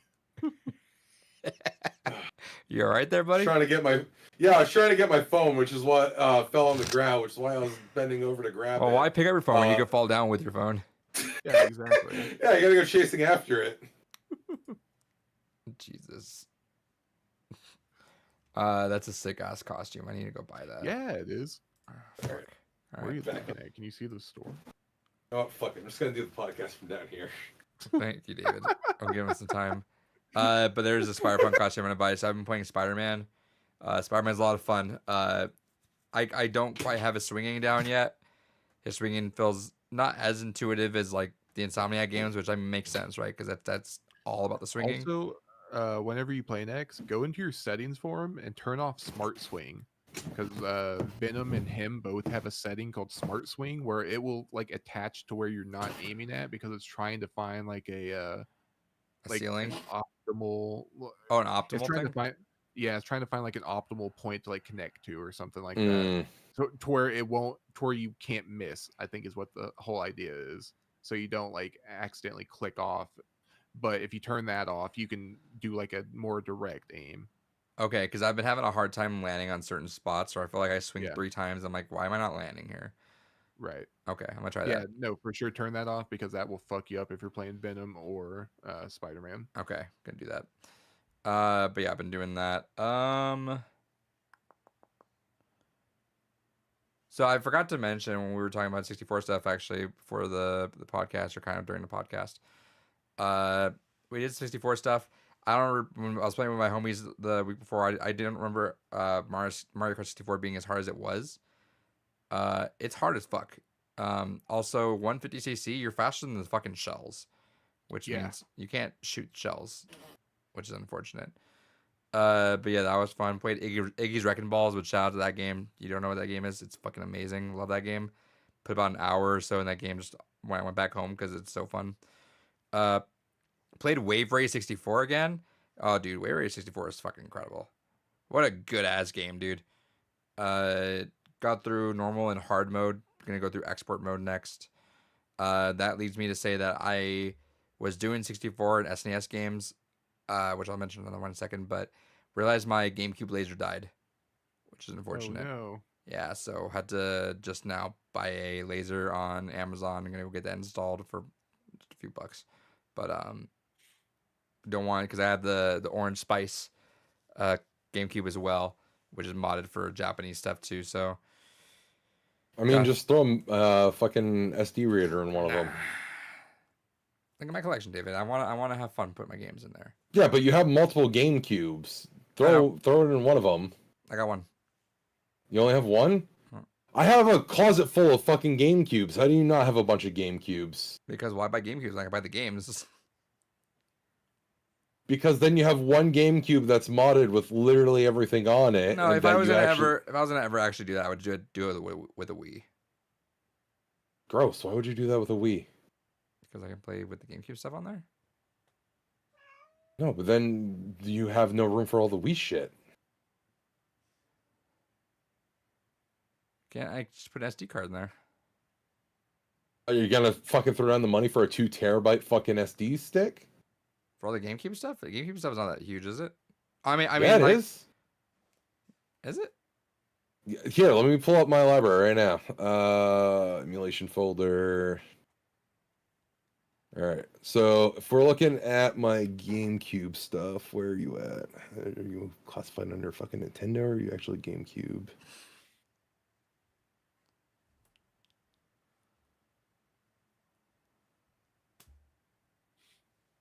Old man. Motherfucker, I had to organize this a certain way for my database to recognize it, and I hate the naming schema. Nick Frost has been cast as Hagrid. Interesting. Interesting. What a weird cast so far. I'm down to check it out still. It's gonna be weird.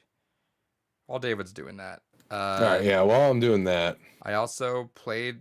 Weirdly, I've never played more than like 2 levels of Donkey Kong Country. I'm a 3D Phenomenal game. platformer. I'm a 3D platformer person, not really a 2D platformer. Like I'm not into that much retro stuff, but I don't know why. I was watching a bunch of just retrospectives, and I really want to play DK64, but next best thing I guess is DK Country. I got the farthest I've ever gotten so far. It's a good time. Fun phenomenal time. Yeah, fun game. 3, man, I don't know. I have I think 2 is probably my favorite, but 3 is damn near perfect. For Donkey Kong Country? Yeah, for the original Donkey Kong Country games. Yeah, I think 2 is probably my favorite. That's the one I played the most, at least. You guys say this with. Have you guys played the new ones or no? Like The new ones are Island Freeze good. or whatever. Like Tropical Yeah, Freeze they're- and stuff. Mm-mm. Okay. I have. They're fine. Like they're solid games, but Okay. So yeah, I was playing through that with the SNES controller. I was gonna do Earthbound or Banjo Kazooie, but I wasn't really feeling it at the moment. But with that said, I did start the first like half an hour of Bramble. So far, so good. Interesting concept so far. So I'm not All writing right. that off. so my curated GameCube game list is 131 gigabizzles, and my curated Wii game list is 500. It's still not as bad as I thought we were going for a second. No, but I also have very specific things that I curate for. Okay. Well, I'm not gonna put the entire library because I think I've learned after having a Steam Deck with every game installed on it that having more games just overwhelms me and I just don't play any of them. So I was doing. I actually just put another SD card in the Steam Deck after not having for a while, just because I wanted to load a few games that were bigger. But I noticed I actively play more games when I don't have as many available. Interesting. Yeah, so like Yakuza 0 got beat on a Steam Deck without an SD card because I was like, well, I want to get rid of this game so I can make more room, so I'll play this like that. You know what I mean? So my psyche is Fair. interesting that way. I just don't bother putting an SD card on my Steam Deck because at that point, if I need more storage to play games, I'm going to be doing it on my computer. So That's fair. What else did I play? I was gonna play I played something else.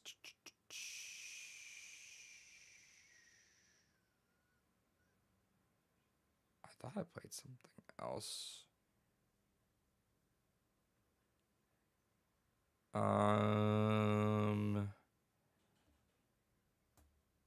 Bunch of racing stuff. Was going through Bramble.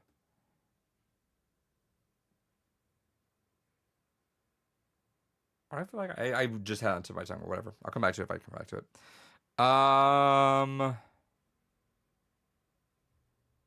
Is there any news? there was news last week that I know I tried to drunkenly get to and was told to shut up, which was the appropriate response. So let me pull up. Ubisoft has been shitting on Elon Musk. Yeah, talk about that while I'm pulling up the shit I wanted to talk about last week. So from what I've seen, what's his name, Grums? Yeah, fuck Grums. Yeah, that fucking idiot. He shared something about because Hassan is streaming Assassin's Creed, and then Elon replied to that and said was talking shit on Hassan. And so Assassin's Creed replied, their official Twitter account said, "Is that what the guy playing your Path of Exile 2 account told you?" Because Elon said he's playing and promoting a terrible game just for the money. I am not an Ubisoft fan. I'm not really an Assassin's Creed fan, but the fact that like Grums has spent his entire last few months just shitting on Assassin's Creed, hoping it fails, so he could be like, haha, woke, go broke. And Assassin's Creed Shadow's been doing pretty well. I kind of want to buy it just to like.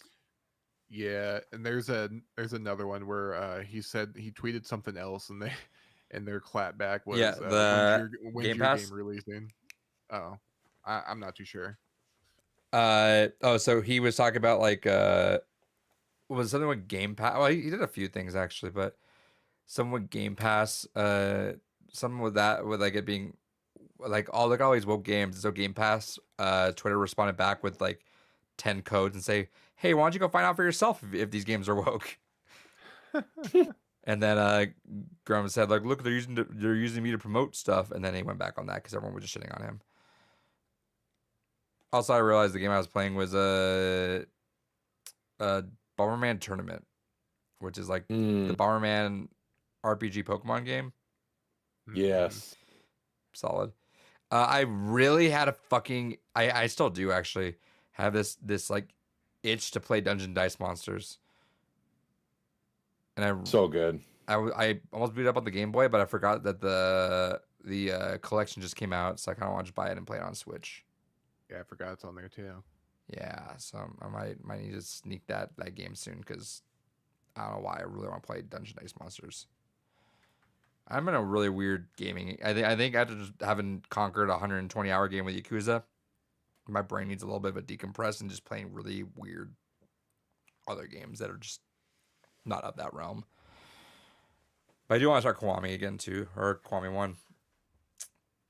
We'll see. So my players have been making it into playoffs for esports stuff. Our Street Fighter team somehow made in the playoffs by clinching it over another team, just barely. Hell yeah. But we had to fight the first seed, round 1. Which nothing to lose. Right. I'm like, you guys have everything to gain, nothing to lose, really. But I was like, if you guys do win, you guys made the biggest upset already, and you guys should, in theory, have an easy coast to grand finals. But also, like, our team's a little more different this time. Like, shouts to one of my players who's just been a grinder. He's already, like, at a master level online with his character. So I'm like, cool, you could probably beat me now, so you're good. You're solid.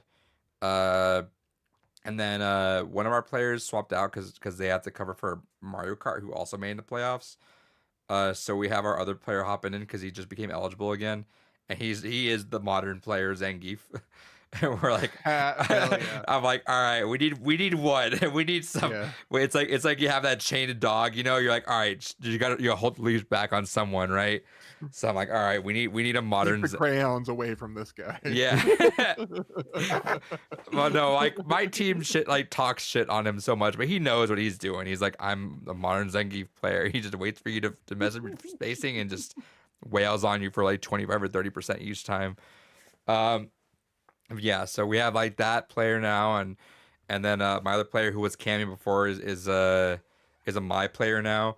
So I'm like, they beat us 3-0 early in the season, and I'm like, we're like a whole different team now though. So I'm like, we might just like throw him in for a loop.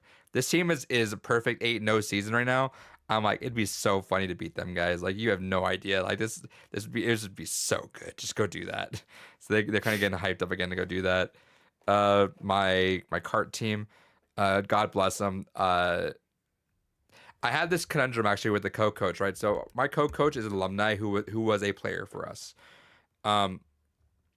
He also coaches at a college level though, and so when he coaches, our Splatoon team has not had the success it usually does under him, and I had to kind of have a one-on-one with him because I'm like, you're over teaching too much complicated things for them.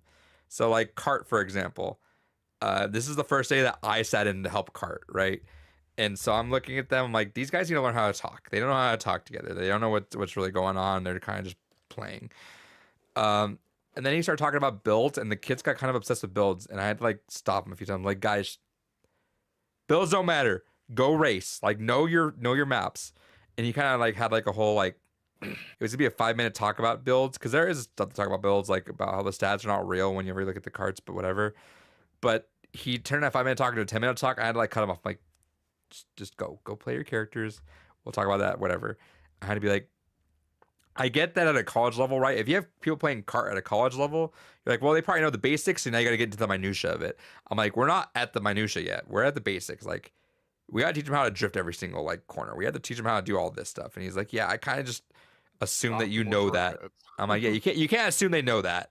Like, that's the thing. You cannot assume they know that. Like, having coached Smash from like the most basic fundamentals of someone learning how to play the game into like a deeper level, you have to break things down. He's not a teacher, right? He's a student going into this, right? So it's like, that's how the teacher brain works. Like, break down this concept, expand. So I'd be like, you're teaching ahead too far. We're not teaching this, like, you jumped over a few steps. So God bless him. I was like, all right, how about this? Me and him, because we're both pretty good at cart, we're like, all right, me and him versus you four. So for us to win, we have to get first and second every single race. For you guys to win, you have to stop us from doing that. And we won each time, even though they knocked me to third place every once in a while, but we still clinched. We tied once, and then we won every other time. But I'm just like, just talk. Like, have the bagger, have someone in the back. That's kind of your big thing, is you have someone in the back getting all the good items. Don't stay in the middle. Say either first, second, or third, or last place. And it's like, I just need to get them to talk. I have no faith in them getting anywhere. We're not going to make it far, but I was like, I need to build the foundation of this team. So talk. And they just create the most nonsensical, dumbass talk as they're going through this. Like, what were they saying? I'm blue shelling. I'm lightning. I'm rushing. They were just saying this. And then me and the coaches were, what are they saying? And then they were like cracking, and they're having fun with it, which is fine. Like, right, it's team building. But they're like, did you like our talk? I'm like, it was talk. And did you think it would have confused you? I'm like, absolutely not, because we were done with the race by the time we heard you guys. And they're like, oh. I'm like, but good on you guys for building a foundation. So none of them are seniors. Yeah, none of them are seniors, so I'll get them again next year. But I'm like, do I have hopes? Because they have to win 2 games to get to in-person day. I'm like, I don't think we're going to do it. I'd love it. It'd be so funny, but we're not going to do it. But let's just at least build a foundation. And then my Hearthstone team is still chilling there too, and they're doing pretty well as well, which is fun. My Smash team has the best bracket of playoffs ever, which is like appropriately seated for the first time in our history, where it's like, cool. We play, I mean, I don't want to down talk any team, and I don't want to like let them sleep on it, but I'm like, we play some okay teams. And then if we get to in person, then it's the big boy teams. Otherwise, it's always been like we have the most grueling matches of our lives the first 2 rounds, and then finals like, all right, cool, just win, we're good. Which made for really like boring finals usually, or last year at least, or it's a long story, but we cooked them to a point where it was like, yeah, just people who watch were like, oh, this team is a lot better than that team. Well, but yeah, so I'm excited for that. But I'm like, please let's just win. I want to keep winning. I want the 3-peat so bad. I want the 3-peat so bad, dude. Hopefully, fingers crossed on that. Fingers crossed. And like I think I mentioned it last week, but and part of my drunkenness was me being a proud dad last week because of how well the kids' interviews for their films went. And I'm like, dude, there is a world right now where we get the win in the film stuff and we get the win in the esports stuff. I'm like, dude, just put that on my resume because I'm so fucking tired this year. I make it look like I did it for something, please God. But yeah. So I'm having to practice a bunch of games right now, which is why I'm not doing too much meaningful gaming currently. Back to Marvel Rivals really quick. It's also funny whenever you play Spider-Man that I feel like every Spider-Man game, if there's another one, you guys have to have a Spider duel. Just swinging across the It's map. literally just swinging. You're just like flinging your fucking thing to see who slaps onto who first. You can punch them, but just literally that's all it is. And I'm like, all right, this is ridiculous. You're just like, it's the most. Well, it's kind of like back in Overwatch terms, like the Tracer battles. Yeah, like if there's it's another literally a Tracer, Tracer battle take where it's like you see Tracer, it's just you guys zipping around to like, all right, one of you guys got down to one, zoop, all right, zipping back around again until it resets and you guys do that again. You know, it's so stupid, but there's a lot of funny like, oh, this happened a lot in Overwatch moments in Rivals, which is cool. Yeah. All right, I got a couple news things I was going to talk about here. All right, I'm going to bring this one up first because it's just a very quick little interesting thing. So Guilty Gear Strive has its first guest character coming out in a couple months, and that is Lucy from Cyberpunk Edge Runners, which is a weird, wild, out of fucking pocket choice. But the development team actually revealed during an interview with one of the producers, actually, that it almost was going to be an entirely different character. In fact, up until a little bit ago, they were in talks to get Ciri from The Witcher as a guest character, which honestly would have made a hell of a lot more fucking sense for Guilty Gear. And yeah, I can absolutely see. Yeah. Especially with the Witcher 4 series or whatever. Yeah, like it's kind of one of those things. It would fit so much more to make more sense. Was what's his name in Soul Calibur? Yeah, Geralt. Yeah, he was in the same. He's in the same Soul Calibur that 2B is in. So you can have Geralt versus 2B. Do they have conversation pieces together? Yeah. Interesting. Which means it's all canon. 2B knows Geralt. That's so funny. I need to watch the anime still. All right, continue. Need to play Final Fantasy too. I need to do a lot of things. A lot of things to play and do and experience. But yeah, so that's just kind of an interesting thing. I thought that was a little weird, and that I still don't know why fucking Lucy from fucking Edge Runners. I still gotta watch it, but it's really good. But yeah, I heard it's fantastic. I don't understand the connection either, besides anime. I've heard that's because I've also just had like 1% of me wanting to really play Cyberpunk now. I have heard that watching Edge Runners pushes that pretty high. It does. I have tried 5 times to play Cyberpunk 2077, and I get like 3 hours into it every time, and I go okay, and then I just never go back to it each time.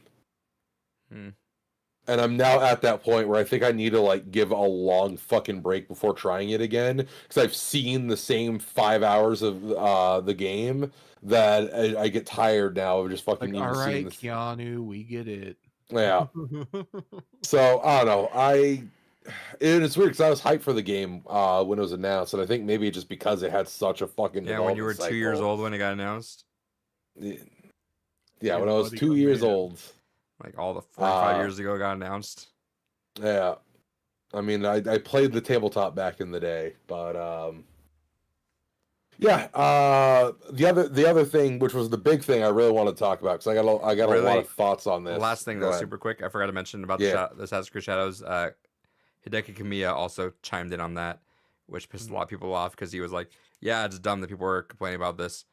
And that the anti-woke crowd got all up in their feelings about that. They're, because he specifically was like, most people are just gonna be fucking normal and just enjoy the goddamn game. And they're like, no, bro, not you too. They got him. The virus got him. And he's like, you guys are fucking weird. Sorry, coming from a Japanese developer. Right. Talk about your thing now. So the other thing I really want to talk about last week, and I'll talk about now that I'm sober. So the House in Fata Morgana is getting a live action adaptation. Right. Yes. And I got a lot of thoughts on this. I'm gonna avoid spoilers. There's very, very minor story beats I'm gonna pick up on, but it's not like a direct spoiler per se. But it's important to this. So Fata Morgana is one of those things that I've actually said could potentially make for an interesting adaptation to other media. I don't necessarily think I would have gone a live action route. It is very steeped in Western culture and Western aesthetic anyways, so doing a Western cast with it isn't an issue at all. In fact, it's probably one of the only times I've seen the original developers outright say, don't fucking play this game in Japanese. We know there's a lot of people out there that are like, oh, I want to experience the original. They've already said the game is meant to be played in English. The prose makes sense in English. Don't play the Japanese version. Go play the English translation. And people still have a weird fucking hate boner about that. I don't understand. But my big issue with this project is that it kind of loses out on three key components to what makes Fata Morgana work. The first one is the art style. Fata Morgana is an absolutely gorgeous game, and it is a game that stands out aside from the epilogue. I fucking hate the epilogue because they just went with a generic anime style, and it's fucking disgusting. But the main story of Fata Morgana is done with a very unique art direction that kind of feels like almost like a blend of like Western watercolor and just like harsh kind of like pencil art. Like it's got a very distinct look about it that stands out against the sea of everything that you would expect a Japanese project to look like. It's fucking gorgeous. And when you take that unique art aesthetic away from something and put it just, okay, now just be a live action version of it, I feel like a lot of that charm is kind of lost. And so that's one thing that I'm like, I don't know about that. As an anime, sure. As a live action product, I'm not sure if I'm vibing with that. The second key factor that is a concern on how it's going to be handled is, so in the gameplay, it's a visual novel. For those that are not familiar with the original Fata Morgana, it's a about 40-hour long visual novel that has like a 10-hour long prequel and like an 8-hour long epilogue. And it is a journey that makes the most out of the medium it's in. It is a story that does have like a true ending route, but has like a lot of like fake dead end routes. But even in those dead end routes, it still gives you like some unique perspective that you don't necessarily need to see them to like fully understand and appreciate the story, but they just give you little extra contextual nuggets that are kind of nice to have. Unless you're a fucking weird sadist like the anime production team behind the fucking School Days anime, you're not exactly getting all those alternate route options presented in the story. You're going to have what's going to basically just be the focus on the true mainline story. So you're going to miss out on a lot of that. But also, and the key thing is like, one of the things that they do that's really fascinating is when you're playing Fata Morgana, you're playing through the eyes of what's known as just kind of like this lost soul. You have no idea who you are. You just fucking wake up after being burned at a cross and wander into this mansion, and you're trying to figure out who you are. That is the whole build-up and premise of Fata Morgana, is you wake up after being burned alive. You're trying to figure out who you are, and this weird ghost maid is like, "Oh, hey, this mansion has had like a bevy of masters over the years. You're probably one of those. Let's go through history and figure out which one you are." And while you're progressing through the narrative, which is multiple little mini narratives that kind of weave together to make a larger one, there are times where it uses elements of what makes a visual novel in clever ways. Like, one of the kind of things you would expect a visual novel to have is the ability to like go back and read past text. It plays around with that, where if when you hit a certain point in the game, if you go back and read through the text history on a second playthrough, it fills in with extra text from another character. So it's kind of one of those things where you're experiencing a moment from one character's perspective only. You know that there's another character there, but in the moment on your first playthrough, you don't see anything involving that character. You just get your main character's perspective on it. But in a replay through, if you go back and look at the text history, you actually then see the other character's perspective that's there woven into it. And it just adds a lot of extra detail and just fascinating things that kind of go on in the kind of expanded part of this world. And I don't think that's something you really can do well in a live action adaptation. The only way I think you can do something kind of clever like that is if you actually use subtitles. If you actually utilize a subtitle system and occasionally threw in that other character's perspective specifically as a subtitle. I think that could be one kind of neat way you do it, but I don't know the ambition of what is actually going to be involved behind the project. So all that long-winded thing is to say is that I am intrigued for the project. I don't know how well it's going to adapt into a live action thing, but the developers seem to be very much impressed with the team that's working on it. So we'll see what happens, I guess. Well, Nice. it's always good when the developers are down with it. Very much so. I forgot to mention, totally off topic. The girlfriend got me. These were late birthday gifts. They're supposed to come in last year, but they were held on pre-order. She got me that. Oh Hell yeah. And then Game of the year, baby. hell yeah. Has an axe. I don't know where it went, but sick. Astrobot was great. Go play it. David, go play I it. do need to play that soon. Absolutely need to.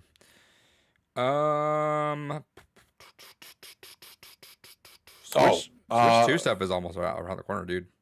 Yeah, April a lot of 2nd, stuff wasn't it? kinda came out about it too. I seen. What was that, Kels?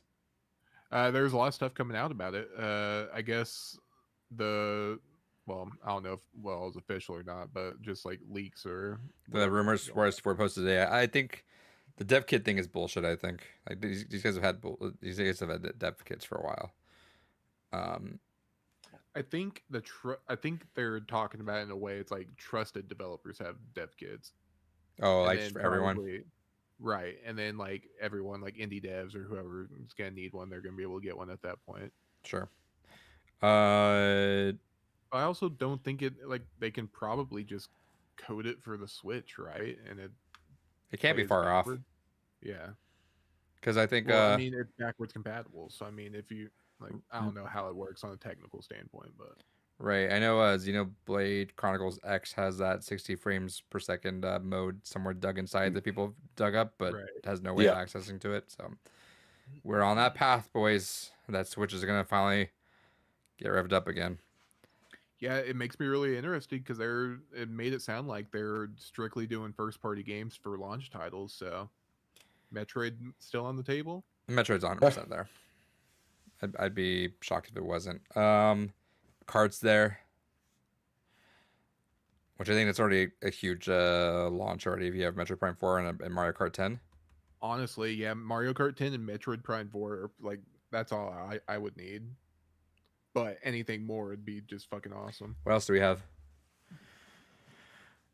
There's gonna be some weird, wacky new IP.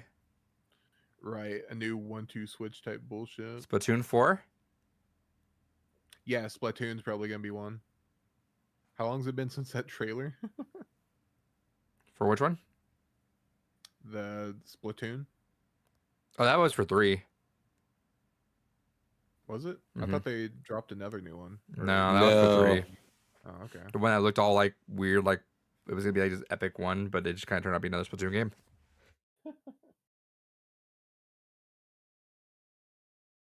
I don't know if it'd be something like surprise drop like that. I wonder. Doesn't Zelda have like a big anniversary coming up soon? Isn't that like approaching a big fucking? They finally give us Wind Waker. Yeah, I think that's what we're waiting. Well, that's why I was thinking we almost might get like kind of like a 3D collection like we got for Mario. Mario. Well, they just had like a big date for it, like last year, the year before. I think it was like some solid big number, and that was like one of the big assumptions too. It's like, oh, it's gonna happen. This is Yeah, so Twilight next Princess and the fucking 35th Wind Waker. birthday, is it? Yeah, so next year would be the 40th anniversary of Zelda. I imagine we'll get like an All Stars collection of that, but we have to get the Wind Waker and Twilight Princess. There's no way this get lost in the Wii U. Zero shot that gets lost in Wii U. I'm genuinely surprised they never showed up on Switch. Yeah, same. I feel like that's like a home run right there, especially if you package all 3 of them on there. Dude, like you all did right, so how Mario. about this? Triple pack of that, Metroid, and Mario Kart launch. It still feels weird. It's just 3 games, but at the same time, like it's There'll be more beating stuff, I think. I Blockbuster think you're for gonna have Nintendo. like the trusted indie stuff. Like, Well, you- it's only first party. I think is what they're saying. They're doing first party launch titles. I felt I'd be surprised if that was that. Is that what they're saying, or is that kind of the rumor mill? I think that was the rumor mill. Do you think Hollow Knight? Imagine. Xbox gets to scoop it, but fucking Nintendo gets to release it. Right. And get it on Game Pass. Available on Switch or Game Pass. I mean, that's not bad.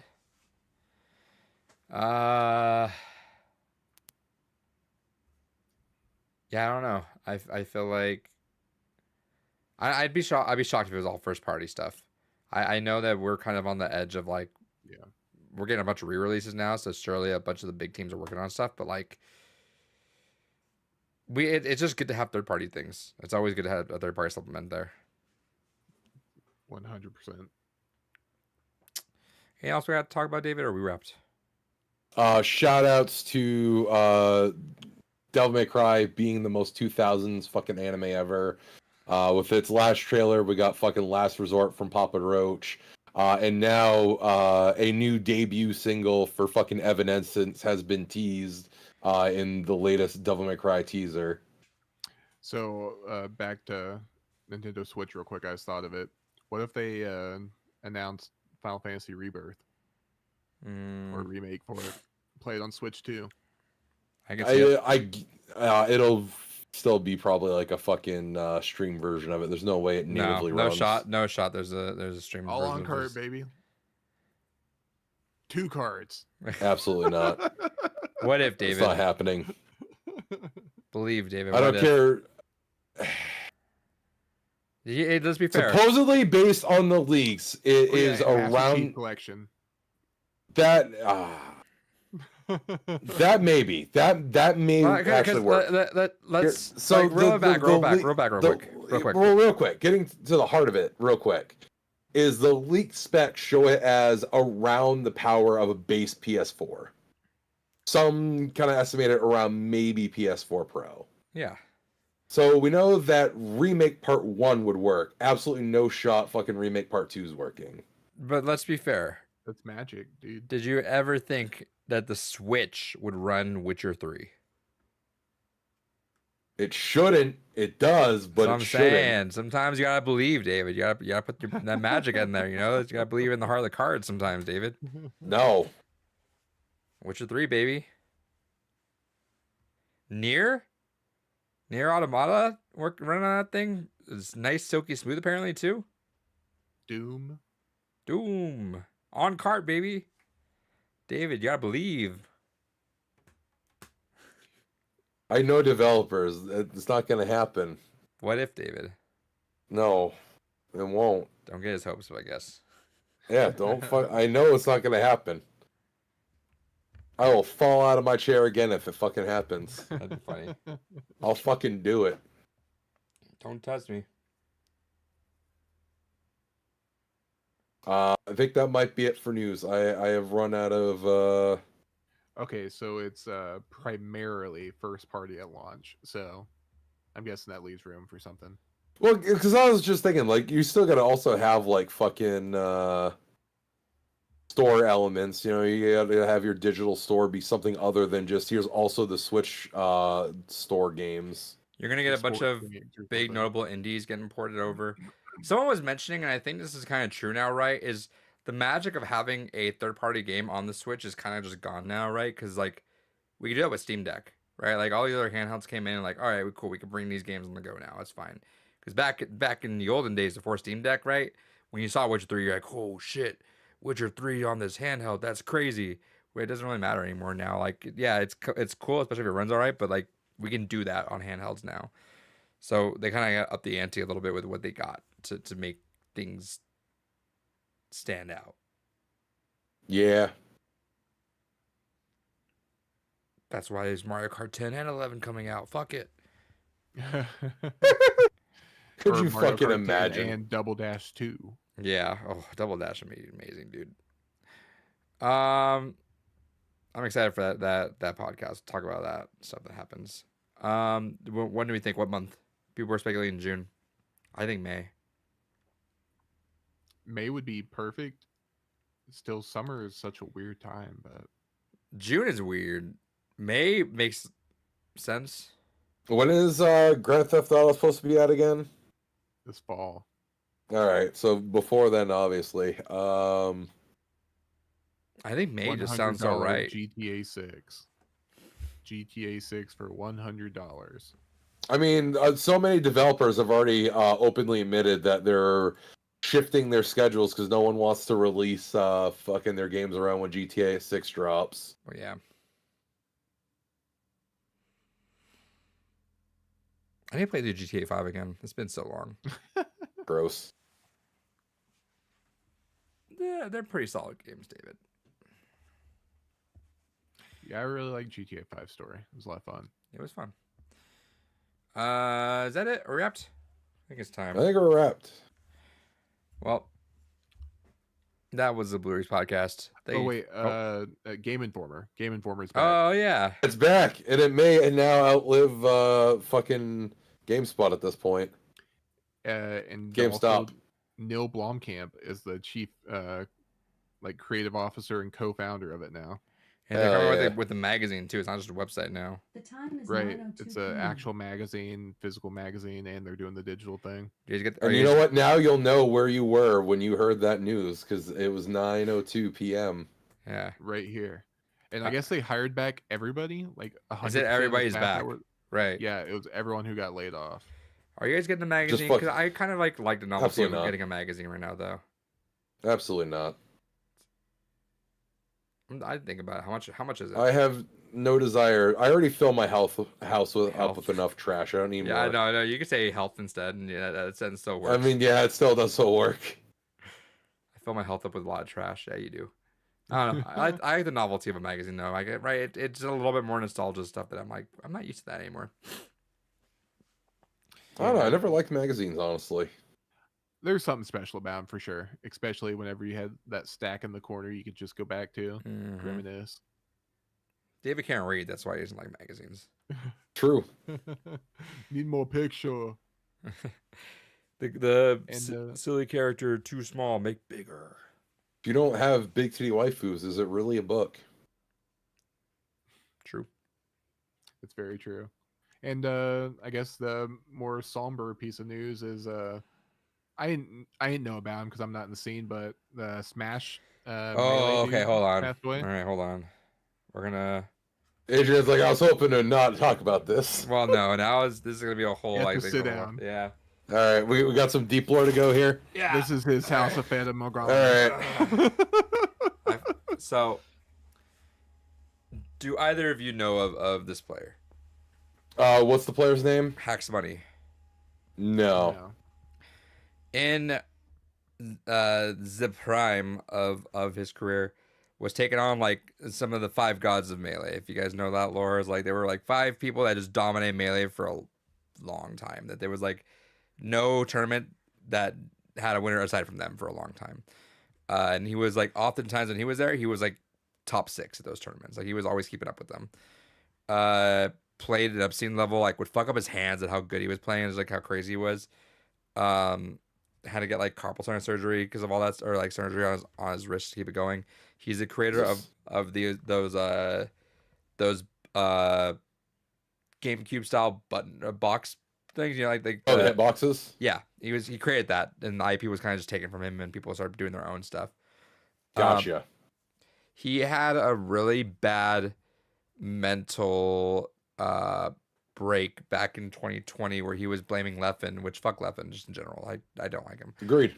But But he was talking a lot of like weird, like he went out there really bizarre and like, oh, this guy's like not healthy kind of thing. So a lot of TOs band together to ban him indefinitely. Oh, okay. Which that part's a little funky, right? Like he was in a bad mental spot and he did like apologize stuff, but like they banned him indefinitely. Which this guy passed away at 31, I believe. He was playing the games since he was like 13. He was like playing tournaments and he was like 13. So it's been like over half his life, right? He was petitioning back to get back into the scene for so much, but it was like kind of in like a scary, unhealthy sort of way. Like he was really unwell, just like desperate, deep in depression about this to get back into the Melee scene, and just like he was getting denied. He tried to commit suicide back in August of last year by jumping in front of a subway. Ended up losing a leg because of it, and had some health issues just from it, just because he survived. But he did survive. And so he was playing in a few tournaments here and there still. Like he was allowed in some of the ones like locally he would play, but never allowed into the big ones still. Like they kind of just kept him away, which the issue at that point becomes, we all know Smash is not the safest place for youngins sometimes. And it's like, how is he getting an indefinite ban, like no appeals for like that kind of thing, right? But like we had all these like weird allegations with people that were always like allowed back in some sort of way, shape, or you know what I mean? Yeah, there was a lot of heinous shit with that. I know a bit about all that. Right. And so there was a lot of questions in the air, and like sometimes some top players would speak for him, but not really as much as you would hope. But he would just come back on there, and like to a point on Twitter, he would come back just like pleading, like like just like pleading people, like I wish I could just come back and play this game. I miss the community so bad. But yeah, I was just getting really unhealthy, and then unfortunately he didn't, from what I know, he didn't take his life, but it was just ongoing health issues that just ended up finally accumulating. So he was like on life support, and then his family put a thing out there like in memoriam for a GoFundMe, but then he lived through the night, so his family kind of changed the wording a little bit, which made things a little funky. But he passed away then this morning, unfortunately. But yeah, like the dude just was really took a bad mental dive due to that. Like I said, with the incident that happened in August of last year, he made a note saying, like, he made an old thing saying like, I don't blame the TOs or anything. Like, it's not them. Don't blame them. But he's like, it did give him a second outlook on life to be like, all right, well, maybe I should start figuring some stuff out. But yeah, still just still was not quite there yet. And he had a few friends that would kind of come in and be like, dude, there's more you can do. Like, your people still like you, so you can still stream and stuff. He's like, it's not the same. So very tragic sort of outcome, I guess not really on that end, but really tragic look on the TOs of Smash on that end, and how there was never really an appeal. Like, again, I get that was a really funky sort of thing that he went down for a while, but he definitely repented in time and was like pleading for a second chance on that front, and just was continuously denied to a point where it's like it was a little weird that it was like so upheld, you know what I mean? Gotcha. Yeah. But yeah, when you look at his play, like his play was like immaculate. Like there's like some of his games would just be like titled like TAS Fox at that point, because it just seemed like he was like it was like a computer just playing the game like almost at perfection, where he was just destroying people at some points. So unfortunate loss. Uh, he was also like just kind of the spearhead on things like of just like proclaiming how crazy Fox is the future and stuff like that. But yeah, Smash is a weird scene there. Like I love helping build it up in my sort of realm. And I think that's why I've been so happy to stay in this little realm of where I'm at, where I'm like I'm not in the scene, but I'm still playing the game a lot in that way. But Yeah. I don't know. I don't know. I still miss it in some ways. Like I would love to still probably hit up a tournament eventually. I've been thinking about next year hitting up the big one in Oakland. But yeah, part of me is also like, yeah, I know. I'm also glad I kind of just dipped out of it when I did. But yeah, Fair, super fair. yeah. You always gonna get some weird stuff. Like as nice as grassroots is, that also comes with the pains of like no one's managing this shit though. You know, like there's no upper management to like keep everyone in check. So it's just kind of just hoping that everyone keep themselves in line. And Yeah. Smash has not been fortunate enough to stay. No. Yeah, hoping no one diddles kids. Yeah, with Zero also popping up out of nowhere, coming in completely yoked out of his fucking mind, but feeling like people forgot how that all played out. Still a diddler, bud. Still did some. He's like, I was 19 when that happened. It's like, yeah, you were 19 though. Like, I mean, like, literally, is it fucked up? Are you? How do I say this? Like, if the biggest punishment that you're gonna face is you're not allowed to play in this community again, then be thankful. You got off light. Yeah, Yeah. right. Like, You're not fucking serving time, buddy. yeah, where people in there do not like you at all, right? So it's like, go. You can even like stream the game with your own community. Like, who the fuck cares? But like, you just can't join that community. Like, that's really not that big of a deal. But whatever. I said my piece on it. Hike this thing back up now so I can stand back up because I don't have to sit down and talk the story anymore. For real. And apparently Jason Schreier has said Witcher 4 and Intergalactic will both release in 2027 or later. Yeah, that makes sense. Yeah. Naughty Dog is so MIA, it's crazy. Witcher 4 makes sense just because I feel like they probably had a whole mess on their hand with Cyberpunk and everything after that. So Yeah, they're not gonna want to repeat that. That, and I just having to pick up the pieces afterwards. It's probably all hands on deck to get that serviceable across the board. But Naughty Dog, it's like, what the fuck are you doing over there? No one fucking knows. That'll be 7 years in between games. Well, I mean, they put out the remaster. Yeah, and then when the PlayStation 6 comes out, they'll have another remaster to do. So Yeah, and they'll release Intergalactic, and then a year later they'll remaster it. Yeah, for the PS6 Pro. Dude, seeing Last of Us Part 2 remastered is fucking crazy to me. That's It's obscene. really crazy. It does, yeah, it's super obscene. Yeah, I think people need to stop with these bloated fucking productions. Like, I would love if Naughty Dog just kind of scaled it back and started making smaller stuff again. No, they need to make monies, and small games They will make money. monies. They will make money. They'll make great money doing that. They'll make less money doing... people don't buy small games. They need multiplayer experiences and game passes and loot boxes. Yeah, imagine how much money was wasted on factions as well. Yeah. So much time and money. I miss factions every day. It was so fun. I'll never know what was taken from us because I still have never experienced that. I really like the Uncharted multiplayer. So I mean, Naughty Dog has it in them for some fire multiplayer experiences. I did remember playing the Uncharted 2 multiplayer beta back in the day, and that was fun. It just makes me wonder how crazy in depth that Factions 2 must have been to be like, because it could have just been the fucking multiplayer mode.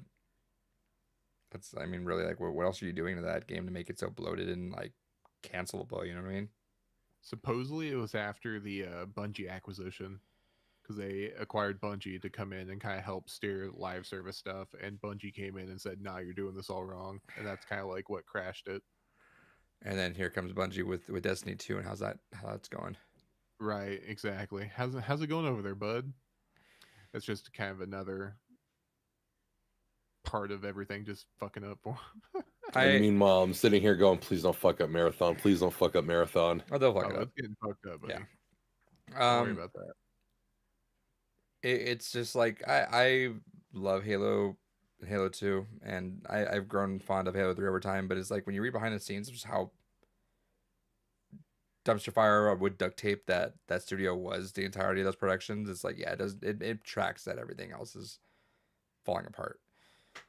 Especially these days and age when things can get bloated up like that, you know? It's not just like a bunch of dudes just hang out in a small studio making this game. It's like, no, this is a like 5-6 million or like crazy hundreds of millions of dollar projects that are now in limbo because of you guys.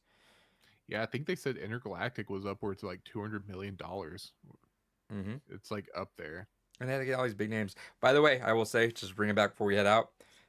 Coolest thing about Looney Tunes is that there was no big name actors doing some voices. It was all just fucking voice actors. That's sick. Mm-hmm. We don't need. You tell me Chris Pratt wasn't in there? Yeah, and Chris Pratt is Daffy Duck. Yeah, Marvin the Martian or Chris Pratt as. Like Marvin the Martian. There are some solid like times where that works out. Like I talk like Shadow the Hedgehog and Keanu Reeves just kind of makes sense. But like voice actors are there for a reason. They're so good at it. So yeah, shout out to Looney Tunes for like just voice actors because they really brought to life.